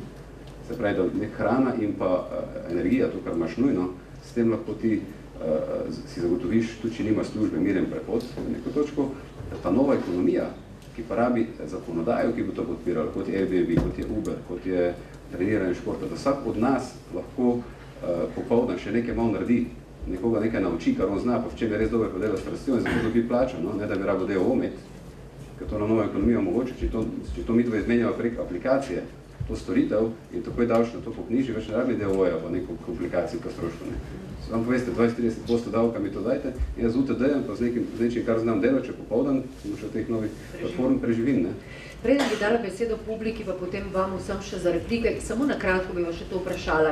Kakšna je pa vaša izkušnja z odzivnostjo politike in upravnih vladajočih struktur na to, o čemer zdaj govorite? V Sloveniji mogoče kje drugje, zelo na kratko, če lahko. Ne vem, če veste, Slovenija je prva država na svetu, ki je začela pilotno uporabljati električni car sharing. To je trend, ki se avtomobilska industrija največ v to vlaga, ki vsi ta veliki giganti financerji, naftna industrija začela vlagati v sončno energijo, ki poganja električno avto in tako nekaj. Ne car sharing na splošno, ampak električni car sharing. V Sloveniji je več kot 90% avtomobilov neizkoriščenih, stojijo na cesti. So na cesti nasnežujejo zrak. S tem korakom ti ozaveščaš družbo, pokažeš, pa hkrati, sicer zdaj to v začetkih, pa hkrati, ko bomo mislili, da že javne upravi tako storitev probo, bo začel dojemati, kaj je to delitvena ekonomija. Potem se veliko važno odločati, pa te spremljajo delati. Vsak posameznik z vidika miselnosti, da bo dan šel kupiti električne avto za 30.000-40.000 evrov, da proba, če je to vredno. Če za 3 evre se pelje 2 kroga, je to uporabniške izkušnje, razume, kaj se ups. to pa je vredno, ne. In tu lahko mi damo pospešek naši družbi, smo pa lahko šel za Evropo, ne. In bo Evropa potem prerazvit, vse podobne stvari se že dogaja in spremembe kot odgovor na vaše vprašanje, ja je, sam imamo toliko še lufta, sam z močjo bolj prave komunikacije pa in jaz osebno menim, da se moramo bottom-up, da se moramo ukvarjati. Ne to, kaj piše, to je drugo, je ono tretji, če ni samo zadostni na področju hrane in energije. Naš cilj je, da se bo Slovenija vozila na sonce v Sloveniji, na Muro, na Dravo. Nizozemski so dosegli vsi vlaki, se vozijo na veter. S 1.1.2017. Vsi so električni, toliko veterni cmajo, da naredijo to elektriko. Zakaj se ne bi mogli se voziti na Dravo pa na Savo? Pa ugrebati, pa jesti hrano, ki je doma. To s pomočjo novih tehnologij je vse enostavno. Kmet se vzame ekološki korenček, ga poslika in že dobi tudi, in Uber bi ga pripelje. Torej, moramo to novo platformo uporabiti, zato da iteracija med nami gre na novo nivo. Zato je, mora biti, da bo babica lahko 3 sobe oddajala, mora biti regulativa za Airbnb, mora biti, in to bo dejansko začelo, da se s tem bomo začeli optimirati izrabo resursov. Ker mi smo zdaj, vsa ekonomija je bila umetno gnana zadnjih 20 letih. Avtomobilska industrija, delovna mesta, pa GDP je lahko raz zato, ker smo še imeli leasinge, pa smo si kupovali avte, pa kosilnice, ki jih imamo parkirane, ki sploh ne rabimo. Ampak to je pa zdaj plafon doseglo. Ne more več zniževati stroškov v tej proizvodnji, marže 2% še, ne? Ali pride vojna ali pa tehnološki preboj. In tehnološki preboj se skriva v tem, da namesto da nas 10 kupi avto za 20 000, to je 200 000, kupimo samo enega za 20 in ostane 180 000 nove marže. 20 zamem jaz, ker vam dam možnost, da lahko s tem enim avtom preživite, ostalo pa ostane uporabniki v žepih, da lahko kupijo ekološko hrano, pa novo edukacijo plačajo, pa masaže in požene novo ekonomijo. Tako da resnica se skriva v prihrankih s pomočjo novih platform. In tista družba, ki je prej to aktivirala, se pravi, cilj je, da strošek prevoza pade z 80%. To so že analize researchi v Ameriki, ki je poprečen strošek avta je 500 €, se pravi, da ga znižamo na 100. 400 € naenkrat new buying power v žepu vsakega zaposlenega v Sloveniji je 100-krat lažje kot podvigniti poprečno plače iz 1000 do 1400. To je nek... No, gospod Žer, hvala, ker ste nam dali res, bi rekla, prav plastičen prikaz. Vsega, kar je bilo zdaj izrečeno. In v bistvu en tak primer se mi zdi, oziroma več primerov, ki ste jih nanizali, nam pomagajo do razumevanja vsega tega, kar tudi drugi govorimo, pa morda nimamo te izkušnje oziroma ne znamo na tak način v bistvu pojasniti, zakaj v bistvu gre. Zdaj bi tlele gostitelja prosila samo, da mi še poveste, koliko časa imamo, preden nas vržejo ven. Ja, pa bi pobrala zdaj tako, naprimer, ene par vprašanj in bi potem replike še naših panelistov. Mogoče gospod lahko gospodu Mršolu prej, ker sem ga že videla, da je že prej hotel. Prosim, pol pa vi, ja. Ja, Mojca, hvala lepa.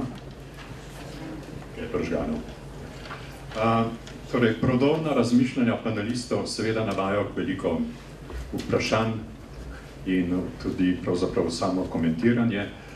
Mene je zlasti spodbodlo tisto razmišljanje čisto na začetku Draganovo, ko je rekel, da bi se morali zavedati pravzaprav, da je Evropska unija naša notranja politika in da je tudi to bi moralo biti evropsko stanje duha, pravzaprav slovensko tudi.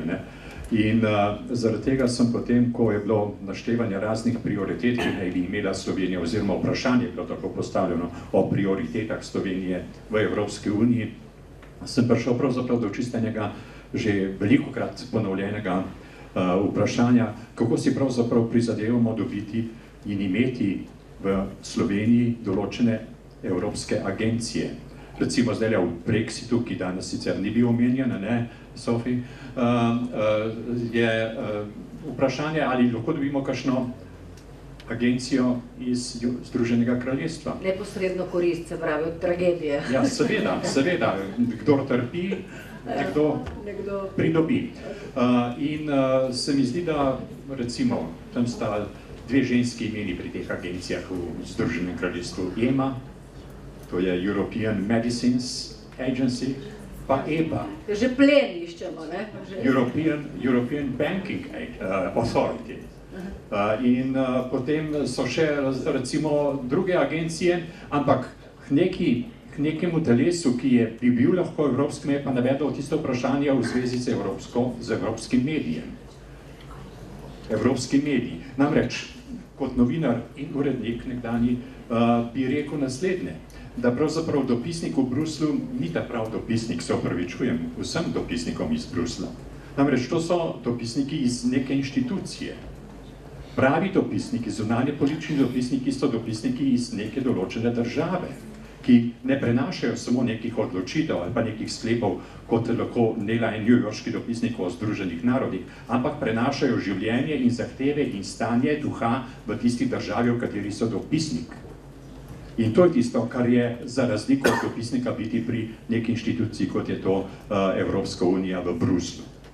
In zato mislim, da bi bilo nujno potrebno razmisliti o tem, poleg tega, kaj se da še dobiti po Brexitu iz Anglije oziroma iz Združenega kraljestva, tudi o tem, kako pravzaprav imeti eno komunikacijski medij, ki ga nekako že ustvarjamo, kar se tiče makroregijskega sodelovanja, ampak da bi bil ta medij povezan tako, da bi povezoval vse članice, pa še tudi bolj globalno, v enem določenem spodbujanju temu, da si izmenjavajo mnenja in izmenjavajo tudi preko dopisnikov stanje v drugih članicah, stanje ne samo politično, ampak tudi socialno, kulturno in tako gospodarsko v drugih državah in da ne poročajo samo dopisniki recimo o tem, kaj je rekel Orban ali pa ne vem kdo drug tam. Velika bolečina, ja. Ja. In mislim, da bi se dalo o tem tudi razmisliti, kakšen bi bil potem tukaj lahko v Sloveniji center za takšno komuniciranje. Na RTV-ju, na primer, ne? Nekdo je govoril v javni hiši. Hvala za tole, bom še kolega zdraven gospod je bil, če bi kar skupaj potem... No, mene pa veseli, da... Lahko samo še se predstavite. Sem Kristjan, študent ekonomije. Me veseli, da smo naslovili problem vodenja v Evropski uniji. In me zanima, smo nekako na razpotju in Evropa potrebuje več solidarnosti, več empatije do drugih, ne samo gledati na svoj račun.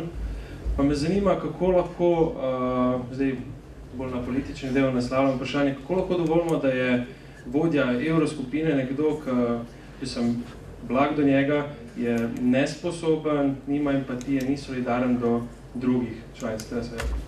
Govorimo o gospodu Dijsselblumu. Hvala. Je mogoče še kdo? Ja?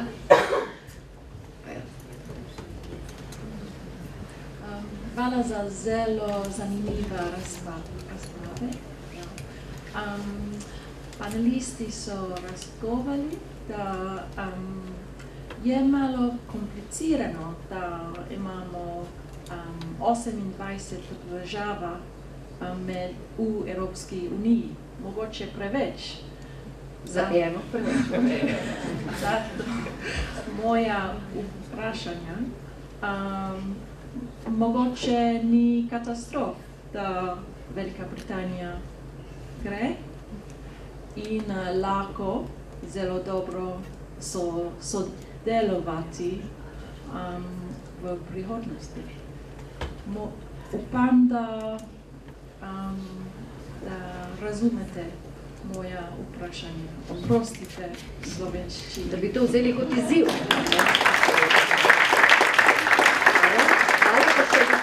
Potem bomo pa šli še s kratkimi replikami panelistov, mogoče še tlele je gospodična, pa potem gremo na naš drugi krog.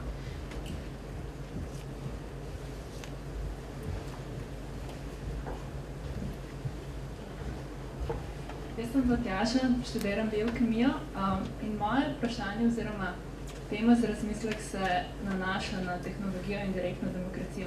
Osebno mislim, da bi evropski enotni medij bil tako dojet bolj kot propaganda, zato bi recimo vam povedala za primer iz Islandije po krizi 2008, ko so izvolili piratsko stranko in so, da bi rešili zatekanje ljudi v populizem, izvedli neko vrsto digitalne platforme, kjer so državljani lahko na tekoče teme v obliki kratkega vprašanja odgovorili, ali se strinjajo ali ne.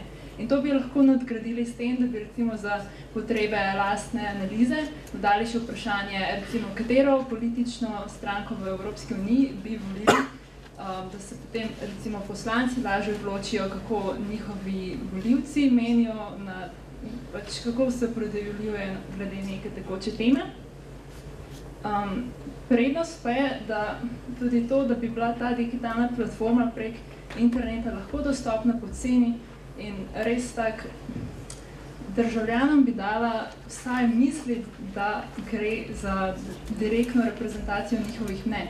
Ker ti politični mandati trajajo par let, tudi pride do tega, da se izgubi stik z realnostjo in mislim, da se zaradi tega pač državljani zatekajo nacionalizem in populizem.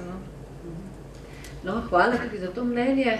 Jaz bi, še enega imamo na hitro, bo pa res po mojem, ne moramo več, tamle je še ena gospa. Zaenkrat imamo dve temi z področja medijev, zelo zanimivi stališči. Pa še gospa, ja, prosim. Hvala lepa. Moje ime je Aleksandra Barič in prihajam iz Britanske zbornice in imam dve kratki vprašanje.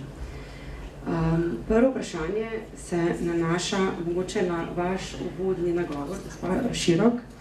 In sicer, ko ste vprašali naše goste, kaj hočemo, kaj je naš fokus v Evropski uniji in bi se mogoče res tudi na politični del navezala. Namreč čez 4 leta predsedujemo Evropski uniji in še vedno mislim, da nisem slišala pravega odgovora, kaj bo naš fokus. Namreč mislim, da bomo lahko v tem času, v teh kratkih 6 mesecih vendarle izpostavili svoj fokus in morda dobili neke odgovore na neke vprašanja, ki si jih v bistvu danes postavljamo skozi vso to debato. In drugo vprašanje, glede na to, da ena država članica zapušča Evropsko unijo kot država članica, me zanima, ali imamo tudi Slovenci kakšno stališče iz področja Brexita oziroma na Brexit. Hvala. No, hvala za to vprašanje. Jaz jih bom samo na kratko povzela. Imeli smo dve v bistvu opaženi izziva, z področja tudi zelo konkretno, z področja pač komuniciranja medijev. Potem gospod je izpostavil na nek način pomanjkanje empatije, v bistvu tudi najvišjih inštitucij in tega odnosa do državljanov. In imeli smo zelo konkretno vprašanje na to, da je mogoče izstop Velike Britanije izziv za vas kot vprašanje pozitivna stvar za Evropo, da ne smemo na to gledati negativno. In nazadnje gospa s svojima dvema zelo jasnima vprašanjima.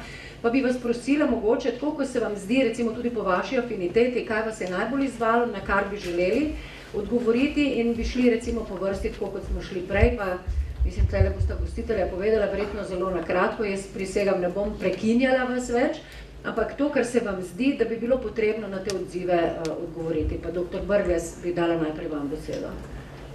Ja, zelo lepo, v bistvu politik dobi vedno tako vprašanja, ampak...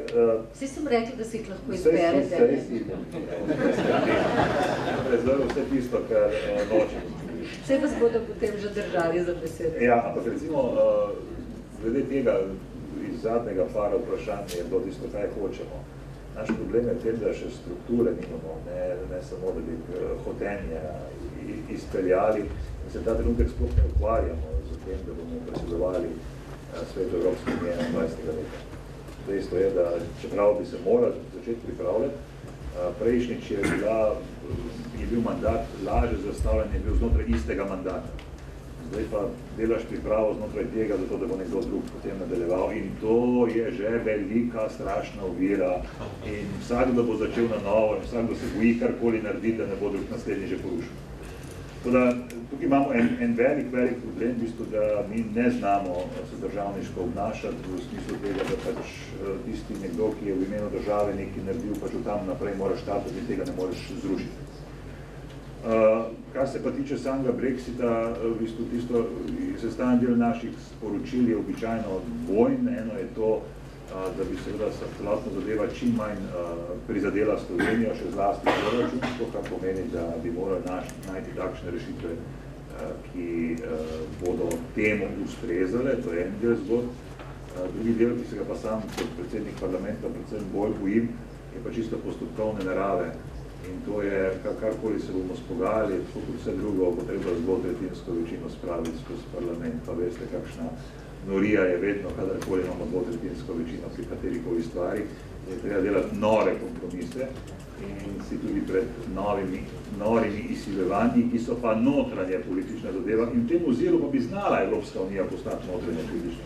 Ja, v tem oziru ja, v tistem dejanskem pa žal mislim, da še vedno ni in dokler ne bomo ene take strukture, ki bomo pustili pri miru skozi par mandatov, ni teorije. Ne samo, da smo razbili strukturo, to znanje smo nagnali iz administracije. Je pa še kjer ga najdem, ki je bil takrat pri predsedovanju zraven. Ampak v bistvu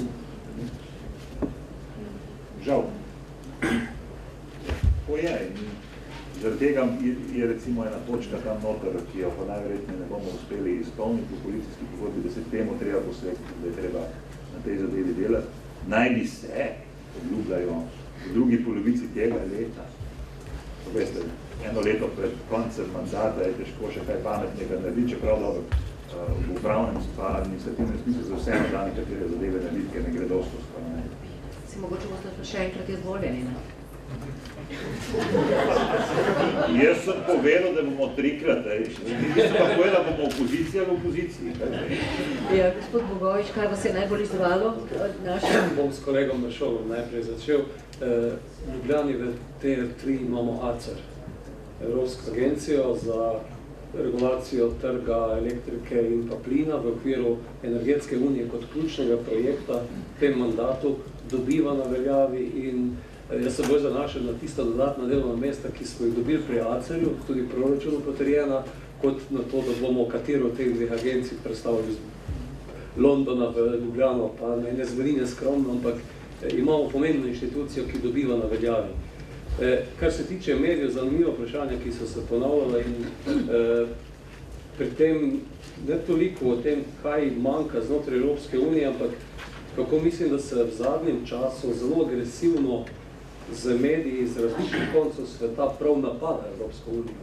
In mislim, da je Evropska unija iz neke fancy inštitucije, ki ni nikoga, ki veliko motila, s tem, ko postala najmočnejša ekonomija, precejšnji izvoznik v svetu, postaja do določene mere tarča, predvsem pa tudi ob nekih drugih principih vodenja v državah okoli nas, če začnemo z Rusijo, Turčijo, pa da vem, pa tudi da ZDA se marsikaj spreminja in jaz mislim, da je tu nek odgovor v tej smeri potreben in da nekdo precej več sredstev vlaga v to, pa zelo drugače, kot bi bil ta medij iz Evrope, kjer bi bilo 10 glasov tam zelo z enega mesta prihajajo in bi rekel tako kot ene take puščice, ki so usmerjene v Evropo, da bi tudi podkurile kakšno sceno zelo sistematično, pa lahko spremlja še v kakšni državi, ki se približuje Evropski uniji, medijski prostor, pa hitro vidiš, da počasi prihajajo tudi v tiste države, neke agencije novinarske. Tako da ta medijska bitka je precej ostra in tudi generalno, to sem že zdaj v tej politiki videl, da je precej bolj brezkompromisna pa ostra kot o tem, kar danes govorimo, mislim, da si z istim namenom, kako ljudem zagotoviti boljše življenje. Je iza te politike mnogo krat še precej interesov in v Evropi nekako, jaz mislim, da še najbolj na demokratičen način poskušamo te interese usmeriti na javno. Od drugod prihajajo pa precej drugačen tudi medijski prostor, je zelo zapolnjen s temi informacijami in nek aktivno odgovor bi bil največ potreben tudi konec konca na resolucijo za teme je bilo predkratno sprejeta v Evropskem parlamentu. Kar se tiče te empatije, jaz mislim, da to je ključen problem generalno politiki povsod. Vekolikor politiki zmanjka empatije in nekdo oceni, da na jugu zapravljajo zaradi ker in ženske, to, kar je najbolj bilo mišljeno, je nekaj narobe s takimi izjavami. Na domačem političnem terenu je ta gospod dobil rezultat v teh volitvah. Ne vem, kako smo do zdaj dogovorili. Je pa to en ključen problem v politiki generalno in tisto, ko sem prej govoril tudi o pogledu iz Luksemburga ali pa na Evropo ali pa iz polsko-ukrajinske mest, ravno te empatiji, mislil, kako razumeti svoj problem ob svojem problemu, pa še problem nekoga druga in to je eno tudi od problemov tako diverzificirane Evrope, kot je danes. Kar se tiče Brexita, ni katastrofa, bojim pa se, da bo zelo težko win-win pozicijo iz tega poiskati in nisem optimist, da bi na koncu vsi ob tega več imeli, čeprav se bo potrebno na obeh straneh zelo truditi dobronamernost in ne nek revanšizem ali pa kakršnokoli račun zaradi koga, ampak kako najti in kako v času, ko Evropa, ne vem, sprejema CETO, hkrati pa se govori o neki trgovinski vojni ali pa neki regulaciji trga, in mislim, da bo dovolj modrosti, saj strani predsednika sveta, gospoda Tuska, ki ga nismo toliko omenili, ostale smo omenjali, da nas tu teh treh voditeljev je klic k temu razumu, mislim, da zelo potreben in bo z ene in druge strani pa moj potreben napor in bomo od tega največ silili, če bomo šli takšni in s to percepcijo v ta zahteven postopek. Javno mnenje, meritev javnih mnenj je ogromno narejenih, ne, tudi Igor je postregel z nekaterimi, tudi Eurostat in tudi Evropoli, vsi te meritve ogromno narejeni, drugo pa zdaj, kako to participacijo vključiti, ker je večno neka dilema, ali je včasih že toliko demokracije, da težko kaj skupaj še spraviti, ali je pa bistveno premalo. In to je en izziv, kjer pa je en problem, ki smo ga tudi tu omenili v Evropi, je vse v trilaterali. V državi se morata vlada pa parlament zmeniti, tako kot se pa nas včasih, jaz tudi pogrešam večjo moč parlamenta, pa ne zato, ker ste vi predsednik, ampak zaradi nekih navad, ki so se v političnem prostoru pripeljale skozi desetletja. V evropskem prostoru je še toliko teže, kjer je na tej relaciji, kjer je mogoče včasih celo lažje dobiti to soglasje, je pa problem te odtujenosti včasih, kar je pa tudi opažam, da je kdo že predal, vsaj v kakšnem Barnemonu, po 10-15 letih se zelo visoko vidi potem ta pogled. Tako da je fajn, da prihajamo poslanci vsaj enkrat na teden za dan, dva domov, pa da nas prizemljite malo, ampak v tem delu mislim, da neko formo bo potrebno poiskati s tem, kar je gospod govoril o novih tehnologijah, ki dirajo na vsa vrata. Naš fokus, jaz bi rekel, zelo realistično, politično realistično, letošnjem letu bo v Evropi od Rima pa preko Pariza, preko Londona, preko Berlina se marsikaj zgodil, kar bo dan zelo težko fokus Evropske unije za 21 napovedati, prednji bo ta zadeva. Zato tudi debata o bodočnosti Evropske unije na nek način tempirana, da bi ne se odločitve sprejeli na svetu decembra letos, ker bo treba kakšno predpostavko še vgraditi v to formulo. In mislim, da bo takrat nastopil čas ob tej usmeritvi, za te generalne usmeritve Slovenije. Bojim pa se, da smo takrat Slovenijo bolj z notranje politiko ukvarjali. Če bi vam gospod Čer odgovoril, bi rekel, da bo itak prepozno, ker čez 5 let bo, čez 4 leta bo itak že vse pa se, kar je danes. Tu pa, mislim, tu so bila ta ključna vprašanja, ki je gospod izpostavil. In tudi sam sem skoraj to ne v Silicon Valley bil, in ko vidiš, kako se ta zadeva nekje drugje vrti, kako pri nas, kako smo kdaj rigidni, kako je nič mogočega, pa tudi kakšno ministersko funkcijo sem upravljal, ker sem tudi srečeval ekipe tega middle managementa, ja, tukaj bo krožko veliko potrebno. Hvala lepa, gospod Šoltes.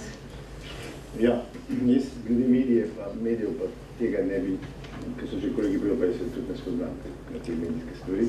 Ker krvico javnih hiš je bilih toliko zastarevke Evropska unija, to sem zelo postavil jasno distinkcijo. No, bi pa pravzaprav mogoče odgovoril.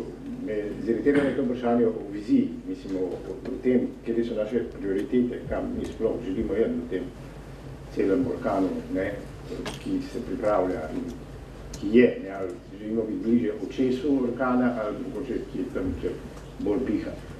In dejstvo je, da me zelo žalosti, da par let pred predsedovanjem imamo še vedno več vprašanj kot odgovorov, namesto da bi zdaj že ne samo s tem organizacijsko funkcionalnem teku, ampak že tudi vsebinskem že počasi, da bi že tako videli, kaj bo približno takrat na nekih dnevnem redu, ki bodo za nas tudi pomembne, tako kot recimo Malta, recimo eno zelo zanimivo zadevo, ki se nanaša na hrano, na prehranjevanje, na stvari, ki so izjemno pomembne, tudi v tem smislu, kar pri nas malo pozabljamo, da ta globalizacija se sicer super slišala, ampak počasi se vračamo na lokalno. Na mnogih področjih, to je za narod tudi izjemno pomembno izhodišče sam preživetja. In tukaj se mi zdi, da ko razmišljamo o viziji, ko razmišljamo o teh točkah tako naprej, bi rekel, da pravzaprav vsej, kako naprej, na kakšen način, evo, vsej, Matej je pravzaprav povedal, zakaj bi odkrivali toplo vodo, tisto, kar je bilo prej rečeno tudi strani gospe Ksenije, Ne? Vse to je že tukaj v smislu samo videti treba. Ne? Videti treba, povezati, spraviti skupaj, videti, da stvari delujejo, če se povezane mnogo bolj, kar se nam zdi. In res pa je, da pridemo do nečesa neizogibnega, kot pa trg. Ne? Trg, nečesa, kar smo navajeni doslej, s tistim, kar je novo. Ne? Omenjeni je bil avto, ne? Sigurno, absolutno neracionalno, tako kot počnemo zdaj. Seveda se je treba temu odvaditi tega, da se gre popoldne gledati avto v garažo. Ne? In da iz tega stališča seveda spremeniti te neke tradicionalne stvari, lastnine, lastništva, sploh odnose delovanja, na koncu tudi države, ne? In njene funkcije pri tem.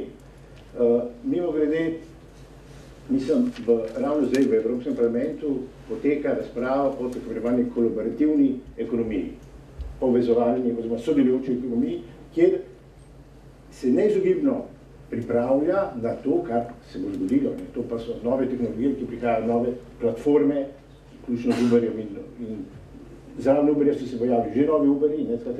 Zadeva gre neverjetno hitro skupaj, ampak ko gledam zdaj stališča funkcionalnosti, je zadeva super deluje. Skratka, ima izjemen potencial. In Slovenija, glede na obseg ekonomije, bi bila ena taka idealna država, ne, za test vsega tega, pri čemer pa, ne, to je treba zelo pomembno povedati. In včeraj sem imel obisk enega lobista, sem tudi prijavil. Povezano tudi z Uberjem. Ne. Ampak želim reči, da res ta čas razporejanja, to se spreminja v bistvu, ali pa v biti vse, kar smo poznali doslej. Potem vidiš, kako lahko ta kolaborativna ekonomija pravzaprav napolni in spremeni naše življenje popolnoma v nekaj veliko bolj funkcionalnega in logičnega, kar se nam zdaj sploh ne zdi, da bi lahko do tega prišel. Potem vidiš, kakšne neverjetne prihranke dobimo na mnogih področjih, ne samo na osebnih financah, ampak tudi na državni proračunski sferi. Ne? In zadeva postane potem, še iz malo prejšnje službe, ne? Postane zadeva tudi stališče priprave proračuna popolnoma drugačna. In nimamo več teh ministrstv v smislu teh struktur, teh gradov, ki ne sodelujo tako eni z drugima, pa malo manj kot bi želeli, ampak greš v horizontalne ciljem usmerjene politike, kjer pravzaprav k dosegu tega cilja vsi sodelujo, vsak na svojem delčku. In tukaj se mi zdi to tak izjemen premik, pri čemer pa ne smemo nikoli pozabiti, da vzporedno s tem je pa treba spremljati tudi tisti, zdaj pa socialno, delovno-pravni in ostali moment, ki ga ne smemo spustiti iz rok. Da to ne pomeni, da je ustvarjanje suženjskih razmerij brezpravnih, ampak da se pravzaprav tudi ta zakonodajni del potem prilagodi, ker pri nas imamo eno težavo, ne samo pri nas, ampak tudi na evropski ravni, da zakonodaja dosti krat, pa zdaj ne govorim samo o prenosu evropske zakonodaje, postane ovira. Postane pravzaprav kontraproduktivna zaradi tistega, za kar je bila narejena. Zdaj delamo pač en projekt, ki se mi zdi zelo zanimiv in tudi paše v ta del. Ideja je, da bi hrano za šole, vrtce, bolnice, domove za ostarele, da bi bila nabava hrane izvzeta iz sistema javnih naročil. Zakaj? Ker s tem, ker imamo javna naročila in je cene edino merilo, praktično bilo, ne rekel sranje, ampak zelo slabo kvaliteto, ki posega potem dejansko tudi na zdravje. Povezano s tem je tudi ta sodelovalna ekonomija tista, ki pravzaprav vse to lahko skomunicira tudi v smislu dobavljalcev, proizvajalcev, pridelovalcev in zadeva, da deluje na popolnoma drugačen način, kot smo vajeni doslej. In na ta način se mi zdi izjemno pomembno to, da se zavedamo tega, kar je bilo rečeno, če imaš hrano in energijo, narejeno na sistem, da si tudi samo vzdržen, da ne rabiš, da niso odvisni od drugih velikih globalnih sistemov, potem je zadeva popolnoma drugačen, tudi v dodani vrednosti drugih stvari. Slovenija seveda kaže, to žal, moram reči, tukaj je en poseben odnos do tega, ker raje vlaga v teh 6 kot v obnovljive vire energije. Zdaj smo že na terenu, če bomo še to Ne, govorimo o tem, ampak recimo, zakaj je to težko postaviti več kot 2 vetrnice, ali pa vlagati v te, če bom končal. Ker nas bojo pomalo odvrgli. Želim samo to reči. Fajn bi bilo, če bi imela recimo ministrstvo za ideje. Še več birokracije, gospod Božič. Zato, ker je kolegica tem rekla, seli državljani tudi imeli, tam bi lahko bila platforma participacije, sodelovanja, In na ta način bo mogoče hitreje prišli do tega, kar je pa, kot sem videl, ne, Slovenija ima eno vizijo, če se ne motim, ne, in to je, da bi do leta 2050 bili vsi srečni. Tako, ne, in to je pot do tja je pa seveda potem upakovano tudi s temi idejami.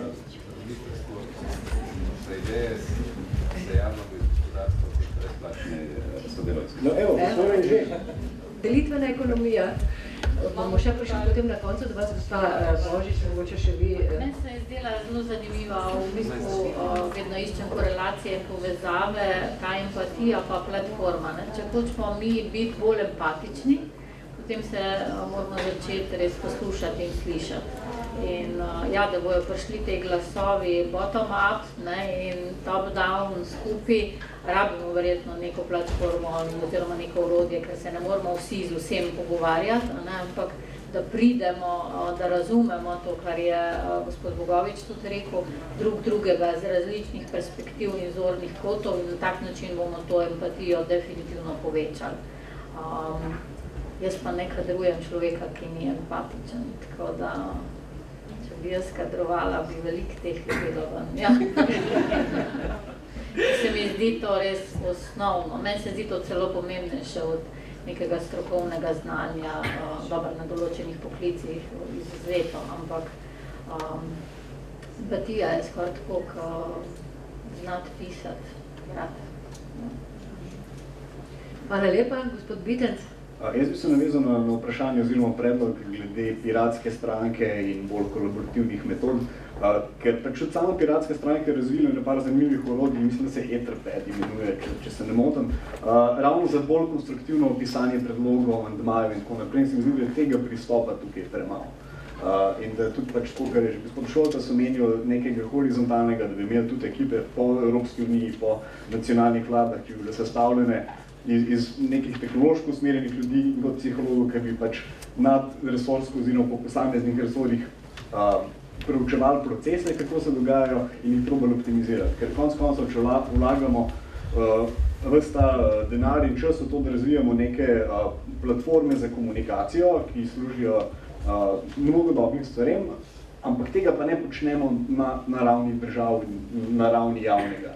In zakaj ne? Zakaj tega ne moremo hitreje implementirati tukaj? So startupi, ki se ukvarjajo pač že s tem, ampak tukaj pa mogoče manjka malo tega top-down pristopa, da bi to katera od, ne vem, vlada ali pa celotna Evropska unija to bolj si vzela k srcu in imela to kot eno glavnih prioritetnih programov. Ker na konec koncev je to ena glavnih stvari, ki bo omogočila boljšo uporabniško izkušnjo in za državljane in za ljudi, ki delajo v javnem sektorju. Hvala lepa. In še gospod Čer. Jaz mogoče izhajal najprej iz Brexita, kaj je to prav ali ni prav. Ne? Če se zavedamo tega, da so vse vlade na svetu danes pred velikim izzivom, kako sploh držati ravnovesje, stabilnost družbe, ko prihaja to spodaj na zgor. Ne samo z vidika, kakšno infrastrukturo narediti, ekosistem, da bomo se lahko igrali si lepo pa zadovoljni, ampak tudi vidika socialno-pravne varnosti in tako naprej, kar se dogaja za izgube delovnih mest in tako naprej. Dejansko v zgodovini vlade niso bile nikoli pred tako velikim izzivom. Da si vi predstavljate, da imate težavo doma v družini, kako lahko vi rešujete cel svet države.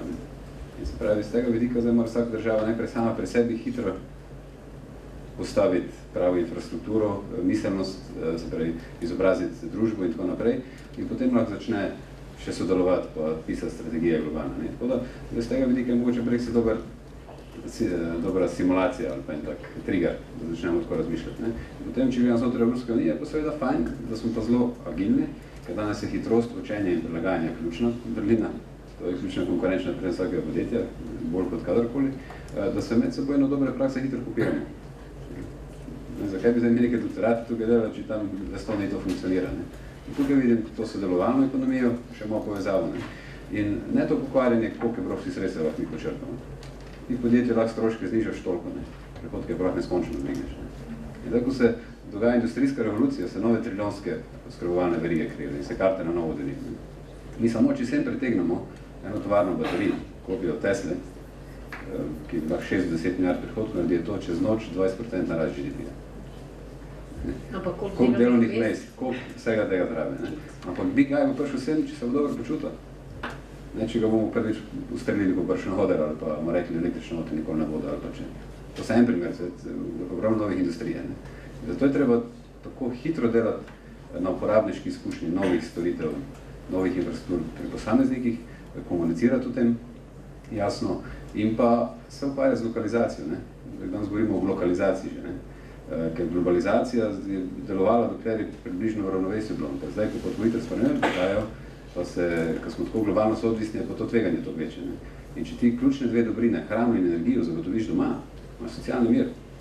Zdaj pa boš imel iPhone, pa BMW ali pa Iskrate ali pa Rebos, in potem tvoje stvari. Tisti, ki bo hotel nekaj več, pač probo nekaj izmenjati z ostalimi, pa ne, bo turisti prišli sem, pa izpraznimo denarnice, pa bomo za to kupili iPhone in tako naprej. Bistvo je, da zdaj lokalno, to, kar je možno kupiti, z ene strani prihranki, z bolj učinkovito izrabo sredstva, ki imamo, na drugi strani pa, da poskrbimo te osnovne oskrbovalne verige, da so doma, ker se lahko, ker nova tehnologija na to omogoča zelo hitro. Tam pogovoriti se moramo po infrastrukturu za to narediti. Tako da prvi korak bi to naredil in miselnost in potem seveda privabo prave Japonci z roboti in tako naprej. To so industrije, ki bi buf. In tako ne moramo vsem pritegniti. Po drugi strani smo pa lahko showroom. Slovenija se hitreje prevleče kot London ali pa Nemčija. Spet za vse ostale. In jaz bi dal fokus res na to, na miselnost, na edukacijo, na komuniciranje ministrstva za ideje Koroške. Zdaj nov trend so ministrstva za srečo, ne? Ki ima Dubaj, ki ima že dolgo čas Bhutan. In dajmo to sodelovalno ekonomijo na nivoju politike narediti zelo hitro in se pogovarjati, ne zato, kako bo komu to prodal, ampak kaj se lahko hitro eno drugega naučimo, pa bližnjice najdemo. In to je treba dodol komunicirati, do zadnjega, ne? Ker jaz razumem, kaj se bo tudi podpiral, ne? Problem je, lahko imamo super ministra, super idejami, če ga ne ga razume niti middle management, pa jaz kot zadnji, ni teorija, da bo to implementirati. Zdaj treba se o tem pogovarjati in izobraževati. Najlepša hvala tudi za vaše mnenje in res hvala vsem panelistom za te res bogate, mislim, plastične primere. Hvala gostiteljem, gostiteljema za to vabilo in seveda hvala tudi vsem vam, ker ste zdržali res ta dolgi čas. Se bojim, da bom kregana zdaj, ker smo se tako zavlekli, ampak res hvala za vso to pozornost in upam, da smo vsi nekaj odnesli od te debate.